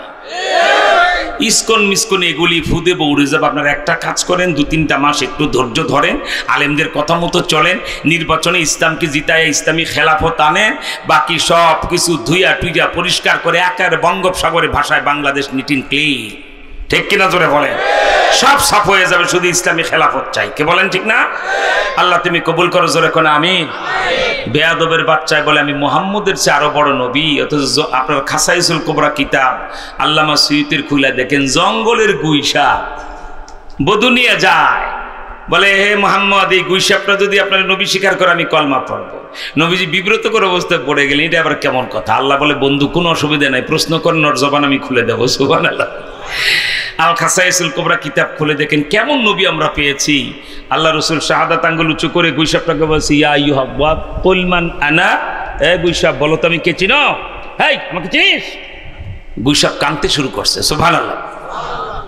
তিনবার যখন প্রশ্ন করলেন, আল্লাহ গুইসাপের জবান মানুষের মতো খুলে দিয়েছে। গুইসাপ বলে, আনতা রাসূল রাব্বিল আলামিন, আপনি এই নিখিল বিশ্বের প্রতিপালক সে আল্লাহর রসুল।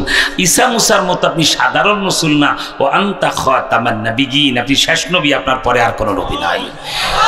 50 বছর আমাদের মুরব্বীরা লড়ে গেছে। এইবার 15ই নভেম্বর শনিবার আপনার কেউ সোহরাওয়ার্দী উদ্যান থেকে চূড়ান্ত জিহাদ যুদ্ধ নবীর প্রেমে শুরু হবে, ঠিক কিনা বলেন? আপনারা কাছের লোক মনে করবেন আমরা একটু ফজর নামাজ পড়ে খাইয়ালে আরামে যাব, তো গেলে কি হবে জানেন? মক্কার লোক হজ পায় না। এই টঙ্গী গাজীপুরের লোক গাড়িতে উঠলে ভোর রাত্রে রাস্তা ফিরিতে 20-25 মিনিটে সোহরাওয়ার্দী উদ্যান, ঠিক কিনা বলে? আর যদি ফজরের পরে নাস্তা টাস্তা খাইয়া বাবুর মতো একটু গোসল করিবেন, পালিশ করবেন, মালিশ করবেন, যাবেন যায়া ওই কাকটাইল মসজিদের সামনে কি বলা হয় সয়সুল করলেই হবে। আর শাহবাগের মোড়ে বারডেম হাসপাতালে শুধু নিজের ডায়াবেটিস মাপাইলেই হবে, ওই সোহরাওয়ার্দী মাঠার সুখে দেখা হবে না, ঠিক কিনা? অথচ এবার মঞ্চে বসা থাকবেন মক্কা শরীফ হজ করতে গেলে, যার কেরাতটা কানে আসা মাত্র আমি এক্সাইটেড হয়ে যাই। মানে সোদাইস নামাজ পড়লে আমি ঠিকই থাকতে পারি না, এতই মজা লাগে। সুবহানাল্লাহ। সেই মক্কার প্রধান ইমাম আব্দুর রহমান সুদাইস মঞ্চে বসা থাকবেন। আলহামদুলিল্লাহ বলে। গোটা বিশ্বের সমস্ত আলেমদের মাথার মুকুট এখন পাকিস্তানের জগৎ বিখ্যাত ফাকিহে মিল্লাত আল্লাহু আকবার মুফতি তাকি উসমানী স্টেজে বসা থাকবেন। দেওবন্দের মুহতামিম শাহ হুজুর, গোটা Pakistan parliamental leader of the opposition, বিরোধী দলীয় নেতা পাকিস্তান ন্যাশনাল অ্যাসেম্বলির মাওলানা ফজলুর রহমান সাহেব, যিনি জমিয়তের প্রধান, তিনিও থাকবেন। সুবহানাল্লাহ বলে। মক্কা শরীফ থেকে এমন আল্লাহর বান্দারা খানকা ইমদাদিয়া থেকে আসবেন, যিনি জগৎবীর শেখুল হাদিস আল্লামা জাকারিয়া রহমতুল্লাহ আলাইহির খলিফা ছিলেন, আমারও শাইখ ও মুর্শিদ ছিলেন, নাম শেখ মালিক আব্দুল হাফিজ আল মক্কি, যিনি বুখারী শরীফ পড়াবার সময় বুখারী শরীফের কাগজের পাতায় নবীজির চেহারা দেখতেন। তার সন্তানরা আব্দুর রউফ বিন হাফিজ আর কে বলা হয় আপনার ওমর বিন হাফিজ, তারা আসবেন। আরও যে পৃথিবীর কত আলেম ওলামা, আল্লাহু আকবার, পাকিস্তান, আফ্রিকা, সারা পৃথিবীর আলেমরা আসবে সোহরাওয়ার্দী উদ্যানে। আলহামদুলিল্লাহ বলেন। যদি এদেরকে একটু দেখাই না আসা যায়, মনে খুব কষ্ট লাগবে না? তার ফজরের আগে যদি ফজর নামাজ যাইয়া পড়তে পারেন, টঙ্গী গাজীপুরের লোকেরা সোহরাওয়ার্দী উদ্যানে ফজরের জমাত মাঠে পাবেন, কাছে থেকে এই মুরব্বীদেরকে দেখাও যাবে, ঠিক কিনা বলেন? তবে 1 কেজি চিড়া আর 1 কেজি গুড় সাথে যাবে। কেন? যদি দুইটার সমাবেশের পরে আমিরে খাতমে নবুয়ত মধুপুরের পিসা হুজুর বলে, ইনোস, উনি এমনি কয়, এই পর্যন্ত মানলা না, বসে গেলাম, নবীজির প্রজ্ঞাপন জারি না হলে আমরা শাপলা চত্বর বসে থাকবো, ঢাকা ছাড়বো না। তাহলে একটু শুকনা গুড় আর খেজুর থাকলে 2 দিন চালানো যাবে, কি বলেন? ঠিক না? রাতটা বসাবো, সকাল 8টায় আলটিমেটাম দেবো, সূর্য ডুবার আগে যদি প্রজ্ঞাপন জারি না হয়, মাগরিবের পর ইউনুসের বাড়ি ঘেরাও, যমুনা ঘেরাও, ঠিক কিনা? জোরে এখন। তারপরে কত দানে কত চাউল আমরা বের করে দেখায় আসবো ইনশাআল্লাহ। কথাবার্তা পরিষ্কার। নবীজির মর্যাদা এবার প্রজ্ঞাপন না হলে কোনো নির্বাচন হবে না। আমরা নির্বাচন চাই না, মুহাম্মদ সাল্লাল্লাহু আলাইহি ওয়াসাল্লামের মর্যাদা চাই। আমরা নেতা নেত্রী চাই না, নবীজির মর্যাদা চাই। সব ইসলামী দল তার ইশতেহারে ঘোষণা করবে, তফসিল ঘোষণার পরে যে আমরা ক্ষমতায় গেলে কাদিয়ানীদেরকে মুসলিম ঘোষণা করব। যেই দল এই কথা লিখতে পারবে না, সেই দলের ভোট দেওয়া হারাম, তাদেরকে পাত্তা দিবেন না। যেই দল নবীর পক্ষ নিয়ে কথাটা লিখতে পারবে না, মুহাম্মদ সাল্লাল্লাহু আলাইহি ওয়াসাল্লামকে গালি দিলে ফাঁসি দিতে হবে, তারে না মানলে মুসলিম ঘোষণা হবে, ওই দলের 3 তালাক দিয়া দিবা। কারা পারবা? হাত তোলে, আল্লাহু আকবার বলে দেখা। 2 হাত তোলে, আল্লাহু আকবার বলে দেখা। আর একটা স্লোগান দিতে যাবেন, সংসদে আইন চাই, নবীজির পরে নবী নাই, ঠিক কিনা বলেন? সংসদে আইন চাই, আত্তাহিয়াতু যেভাবে পড়ে সেভাবে বসুন। এই লিফলেটটা শুধু ওলামায়ে কেরাম 2-1 নেবে, এত লোককে তো দেওয়া যাবে না। ওনারা মসজিদের ইমাম সাহেব হুজুরদের প্রতি আমার আকুল আবেদন, আগামী জুমা, পরের জুমা, 2টা জুমা পাবেন, দুটোটা জুমায় শানে রিসালাত আকীদা খাতমে নবুয়তের উপর উম্মতকে বুঝাইবেন, ঠিক কিনা বলেন? আমি জানি যে আজকে প্রত্যেকটা লোকের অবস্থা পারে না। এখন যদি বলি চলো নবীর আইন আদায় করে আনবে, এখনই আপনারা যাবেন সাথে, ঠিক কিনা? জোরে বলে। আল্লাহর হস্তে আইম্মাতুল মাসাজিদ আপনাদের হাতে পায়ে ধরে বলবো, 2টা জুমায় উম্মতকে বলে দেখেন, আপনার মুসল্লিরা পাগল হয়ে যাবে, হুজুর গাড়ি আমাদের মহল্লা থেকে রিজার্ভ করেন, ঠিক কিনা? সেই জন্য ওলামায়ে কেরাম আল্লাহর হস্তে, আরে কেন করবেন না? আমার খতমে নবুয়তের বইটা আমি লিখেছি, কৃষকের পেট চলে কৃষিকাজের মাধ্যমে, মাস্টারের পেট চলে মাস্টারির মাধ্যমে, তারপরে কি বলা হয় আপনার শ্রমিকের পেট চলে শ্রমের মাধ্যমে, ওলামায়ে কেরামের পেট চলে মদিনা ওয়ালার তোফায়েলে। বাইতুল মোকাররমের খতিব হন আর চরমনের পিসাবের খানকার আপনি মুরব্বী হন আর বেফাকের মুরব্বী হন, আজকে যদি অহংকার করে বলেন আমার যোগ্যতায় আমি এ পর্যায়ে এসেছি, মোহাম্মদ সাল্লাল্লাহু আমি চিনি না, আপনার বড় হুজুরগিরি মানুষ মুহূর্তে জুতা বাইরে দেখায় দিবে, ঠিক কিনা জানেন? তার মানে কি আমার আপনার মর্যাদা হারে 1 বছর আগে মাহফিল লেখায়, আপ ডাউন 4টা টিকিট প্লেনের পাঠায়, তারপরেও না করে দিতে হয় যে মাহফিল দেওয়া যাবে না, আমি যেতে পারবো না। কি সম্মানটা করে, রান্না বান্না করে, হুজুর এটা আপনার জন্য নিয়ত করে রান্না করে। এই যে ওলামা একরামকে জাতি এত, আমি প্রায় চিন্তা করি আমাদের জন্য কি সেবাটা যে মানুষ করে, কি খাওয়াবে পারে না, নিজের কলজাটা খুলে খাওয়ায় দেয়, ঠিক কিনা? কেন কেন? আমার বাপ দাদার কারণে নয়, আমার রসুলের কারণে আমাদের ইজ্জত, ঠিক কিনা? এটা আমাদেরই তো সবচেয়ে বেশি দায়িত্ব নেওয়ার দরকার, ঠিক না? যে ইমাম এত বড়, ইনশাআল্লাহ দেশ স্বাধীন হওয়ার পরে এত বড় পরিকল্পনা হয় যেটা খতমুল নবুয়তের কাছে 15 নভেম্বর শনিবার হচ্ছে ইনশাআল্লাহ। টঙ্গী গাজীপুরে অনেক প্রচারণা শুরু হয়ে গেছে, আপনারা শুনতে পাবেন, অনেক কাগজপত্র আসবে, কিন্তু এবার আমরা সবাই মিলে মাঠে নামবো ইনশাআল্লাহ। আল্লাহ কবুল করেন। যে মাদ্রাসাটার মাহফিল, মাদ্রাসার প্রতিষ্ঠাতা মুহতামিম নাসিরউদ্দিন আশরাফি, না? হ্যাঁ, নাসিরউদ্দিন আশরাফি ছোটবেলা থেকে অনেক মহাব্বত করে, শিশুকাল থেকে আমার বয়ান শুনে, ওনাদের বাড়ি যেখানে, যে অঞ্চলে, সেখানে আমি এই 35-40 বছরে মনে হয় কয়েক শতবার গিয়েছি। চমৎকার মাদ্রাসা দেখে আমার এত খুশি। এই বোকার দল, 1 ঘন্টার কথা 1 মিনিটে শুনো। প্রাইমারি স্কুলে বাচ্চা দিয়া বেঈমান বানায়ও না, কারণ এখন প্রাইমারি স্কুলে গানের মাস্টার দিয়েছে, ঠিক কিনা বলেন? তোমার 2-3 ছেলেটা দেখবা নাচবে, লাফাবে, মা এমন করো কেন? সারা ক্লাসের ভিতরে শিখাই দিয়েছে না কেমনি দুলতে হয়, হেলতে হয়, জুতা পাটা পিটা করে বিদায়। একটা গানের মাস্টার প্রাইমারিতে রাখবো না, ঠিক কিনা? আল্লাহ চাহে তো আপনারা আমাদেরকে ক্ষমতায় বসাইলে ইসলামী খেলাফত আসছে, প্রাইমারি স্কুলগুলি তো প্রাইমারি স্কুল এন্ড নুরানি মাদ্রাসা হয়ে যাবে, ঠিক কিনা? 5 পর্যন্ত পড়ে বাংলা ইংরেজি শিখবে, আবার 5 পাস করতে করতে মসজিদের ইমামতিও শিখাইয়া দিয়া এরপর ক্লাস 6 হাই স্কুলে পাঠায় দেবো, ঠিক কিনা? আপনারা চান তো সেটা? ওই শিক্ষাটাই কিন্তু এই মাদ্রাসায় দেওয়া হচ্ছে, যে মাদ্রাসার মাহফিল আলহামদুলিল্লাহ সমস্ত স্কুল প্রাইমারি বাদ দিয়ে এখানে দেন। আলহামদুলিল্লাহ প্রচুর ছাত্র, অনেক ভালো লাগলো তাদের এই আপ্যায়ন, তারপরে সিস্টেম, তাদের বাচ্চাদের নিয়ন্ত্রণ অনেক ভালো লাগলো। আপনি এখানে দেওয়া মানে বাচ্চাটাকে আপনি বেহেশতের বাগানে দিলেন, ঠিক না? আর এই বাচ্চা যদি 5 বছরে হাফেজ কোরআন হয়, কারণ হেফজখানা আছে, নুরানি বিভাগ আছে, কিয়ামতের ময়দানে আল্লাহ নিজের হাতে হাফেজ কোরআনের বাবার মাথায় একটা নূরের তাজ পরায় দেবে। রাজি রাজি সবাই? ছেলে মেয়ে কারা দেবো মাদ্রাসায়? তারা হাত তোলেন, আল্লাহু আকবার বলে। 8 বছরের কালু হাত তুলছে আর পোলারে মাদ্রাসায়, আর আপনি বুড়া মানুষ হাত তুলতে চান না। এই যে হাত এখনো নামায় না, কালু না তো লালু। আপনারা হাসেন কেন? আপনি বাচ্চা আছে দেওয়ার নিয়ত করতে পারেন না, হয়তো অগ্রিম নিয়ত করলাম, পোলা ওইলেই মাদ্রাসায়। আল্লাহ ওর একটা সুন্দর বউ দিয়ে জোরে কোন হাবি, যাও বউ শুদ্ধ দিয়ে দিলাম, আল্লাহ কবুল করে হাবি। আলহামদুলিল্লাহ, মাদ্রাসার প্রতি খেয়াল রাখবেন। আমরা অনেক ক্লান্ত শ্রান্ত, 2.5 বছরের জেল খেটে এত জুলুম আমাদের উপরে হয়েছে। আহারে, চোর ডাকাত খুনি 7 মামলার আসামি কত আরামে জেলখানায় থাকতো। আমরা মামুনুল হকরা শীত সত্য প্রবাহে কাশিমপুরের কারাগার মনে হয় যেন বরফের টুকরা। ওই যে আপনার মোটা মোটা রডগুলির ফাঁকে একটু পলিথিন দিলে মানে বাতাসটা কম আসবে, সবাই দিতে পারবে, হেফাজত নেতা আলেমরা তার ওই গ্রিলের ফাঁকে পলিথিন দিতে পারবে, বরফের মতো বাতাস ঢুকুক আর তোমরা মরে যাও জেলখানা। এই ষড়যন্ত্রই করা হয়েছিল, আল্লাহ বাঁচিয়ে রেখেছেন, কোনো অসুবিধা নাই। এই আলেমল আমাদের এই 2.5 বছর 3 বছরের জেল জুলুম, চোখের পানি, 3000 খতম কোরআন শরীফ জেলখানায় পড়া হয়েছে। 4000 নফল রোজা রাখছেন 1234 জন ওলামায়ে কেরাম, আলহামদুলিল্লাহ জোরে কর। আমি ব্যক্তিগত বা একটু গর্বের জন্য বলছি না, 9 মাস একটানা নফল রোজা রাখছি জেলখানা। বের হয়ে বলেছিলাম শেখ হাসিনাকে, আপনি খালেদা জিয়ারে চিকিৎসা না দিয়ে মারে ফেলাইতে পারবেন, তারেক জিয়ারে কোমর বাঁকা করে ঠ্যাঙো বাঁকা করতে পারবেন, কিন্তু আলেমদের যে চোখের পানি জেলখানায় দেখেছি তা মোকাবেলা করতে পারবেন না। আল্লাহ সে শাস্তিটাই দিয়ে দিছে, ঠিক কিনা জোরে? যেমন কুকুর তেমন মুগুর, কি বলেন ঠিক না? তাই আলেমুল আমাদের চোখের পানি জেল জুলুম আর আমাদের কলিজার টুকরে ছাত্র, এই বাচ্চাগুলির বুকের তাজা রক্ত, এই হলো বাংলাদেশের বর্তমান বাস্তবতা, ঠিক কিনা? অতএব যেই দল করেন এই জুলাই যোদ্ধাদেরকে একটু সম্মান টম্মান কইরেন, নিজেরা ফুটানি টুটানি কইরেন না, ঠিক কিনা জোরে বলেন? বড় বড় কথা বললেন না, আর আলেমুল আমাদেরকে একটু শ্রদ্ধা করে চললেন। উল্টা পাল্টা বলবেন আলেমদের বিরুদ্ধে, জিব্বা পছন্দ হবে, ঠোঁট পছন্দ হবে, ঠিক না?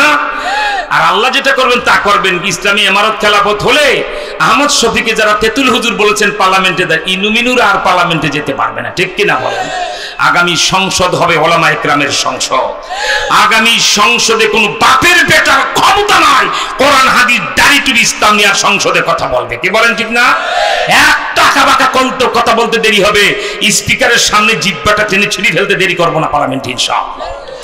এবার থেকে আর আমরা সহ্য করব না কোরআন হাদিসের আঘাত আসলে পাল্টা আঘাত ইনশাআল্লাহ। আল্লাহ তুমি সবাইকে কবুল করো। আত্তাহিয়াতু যেভাবে পড়ে সেভাবে বসুন, তওবা পড়ে আমরা মুনাজাত দেব। আত্তাহিয়াতুর শুরুতে বসেন, কাঙ্গালের মতো বসেন, আল্লাহর কাছে ভিক্ষুক হয়ে যেন আমরা মাপ চাচ্ছি সেভাবে বসেন। ডান হাতটা উঁচা করেন। আমি দুইটা ডান হাত দুইটা শপথ নেব। একটা হলো জান দেব, মাল দেব, সময় দেব, কিন্তু নবীর চেয়ারে কাদিয়ানি বসতে দেব না, ঠিক কিনা বলেন? আরেকটা শপথ আমাদের হবে, সেটা হলো এই দেশ আর কোনো বেঈমানদের হাতে ছেড়ে দেব না। আরেকটা বায়াত হবে, হুজুর আমরা মাথায় টুপি রাখবো, গালে দাড়ি রাখবো, হুজুর আগে মিসওয়াক করবো, খাওয়ার আগে দস্তরখান বিছাবো, মিথ্যা কথা বলবো না, হারাম খাবো না, বাদ মাগরিব বাদ ফজর 2 বেলা মাওলার জিকির করবো। পারবেন না বাবা? এই কটা আমল করতে পারলে আল্লাহ পাকের গাইবী মদদ হাতের কাছে পাবেন। হাত আর উঁচা করেন। এই ডান হাতটা আপনার সামনে যে ভাই বসছে তার পিঠের উপরে রাখেন, বাঁধেন। একজন আরেকজনকে ধরে শিকল বাঁধেন। কাছে আসেন। এক ভাই আরেক ভাইকে, এই দূরে কারা, কাছে আসেন। এক ভাই আরেক ভাইকে ডান হাত দিয়ে ধরে, এই জলদি ধরো যুবকরা, ডান হাত দিয়া ধরেন।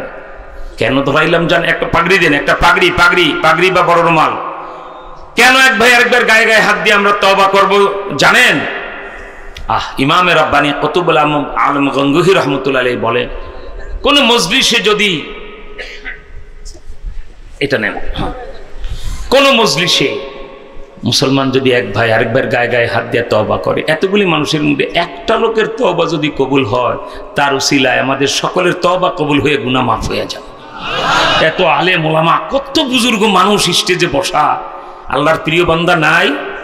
আর আমি তো দেখতে পাচ্ছি যারা নিয়ত করে ফেলছেন, জান লাগলে হানজালা হব, মাল লাগলে আবু বকর হব, সময় লাগলে আবু হুরায়রা হব, কিন্তু নবীজির চেয়ারে কাদিয়ানির বাচ্চাকে বসতে দেব না। সবাই বড় বড় আল্লাহর ওলি হয়ে গেছেন, আলহামদুলিল্লাহ বলেন। মাথা নিচু করেন, চক্ষু বন্ধ করেন। আমি যা বলি আমার সাথে জোরে জোরে বলবেন, আউযু বিল্লাহি মিনাশ শাইতানির রাজীম, বিসমিল্লাহির রহমানির রহিম, আস্তাগফিরুল্লাহ রাব্বি মিন কুল্লি যামবিন ওয়া আতুবু ইলাইহি লা হাওলা ওয়ালা কুওয়াতা ইল্লা বিল্লাহি আলিয়্যিল আযীম। তওবা কিয়া মাইনে সব্বুরি বাকুস आओ सब्बूरी कामों से। आए मेरे अल्लाह, इस तौबा को कबूल कर।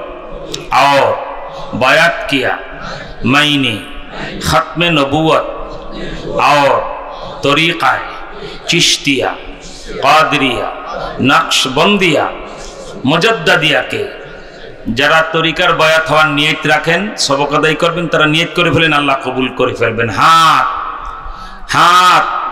ফকির মোহাম্মদ নূর হুসাইন নূরানী के खलीफा हजरतुल अल्लाह मुहद्दिसुल असर शेखुल उलमा वल फुज़ला शेखुल हदीस अल्लामा हाफिज जुनायद बाबूनगरी रहमतुल्लाह अलैहि।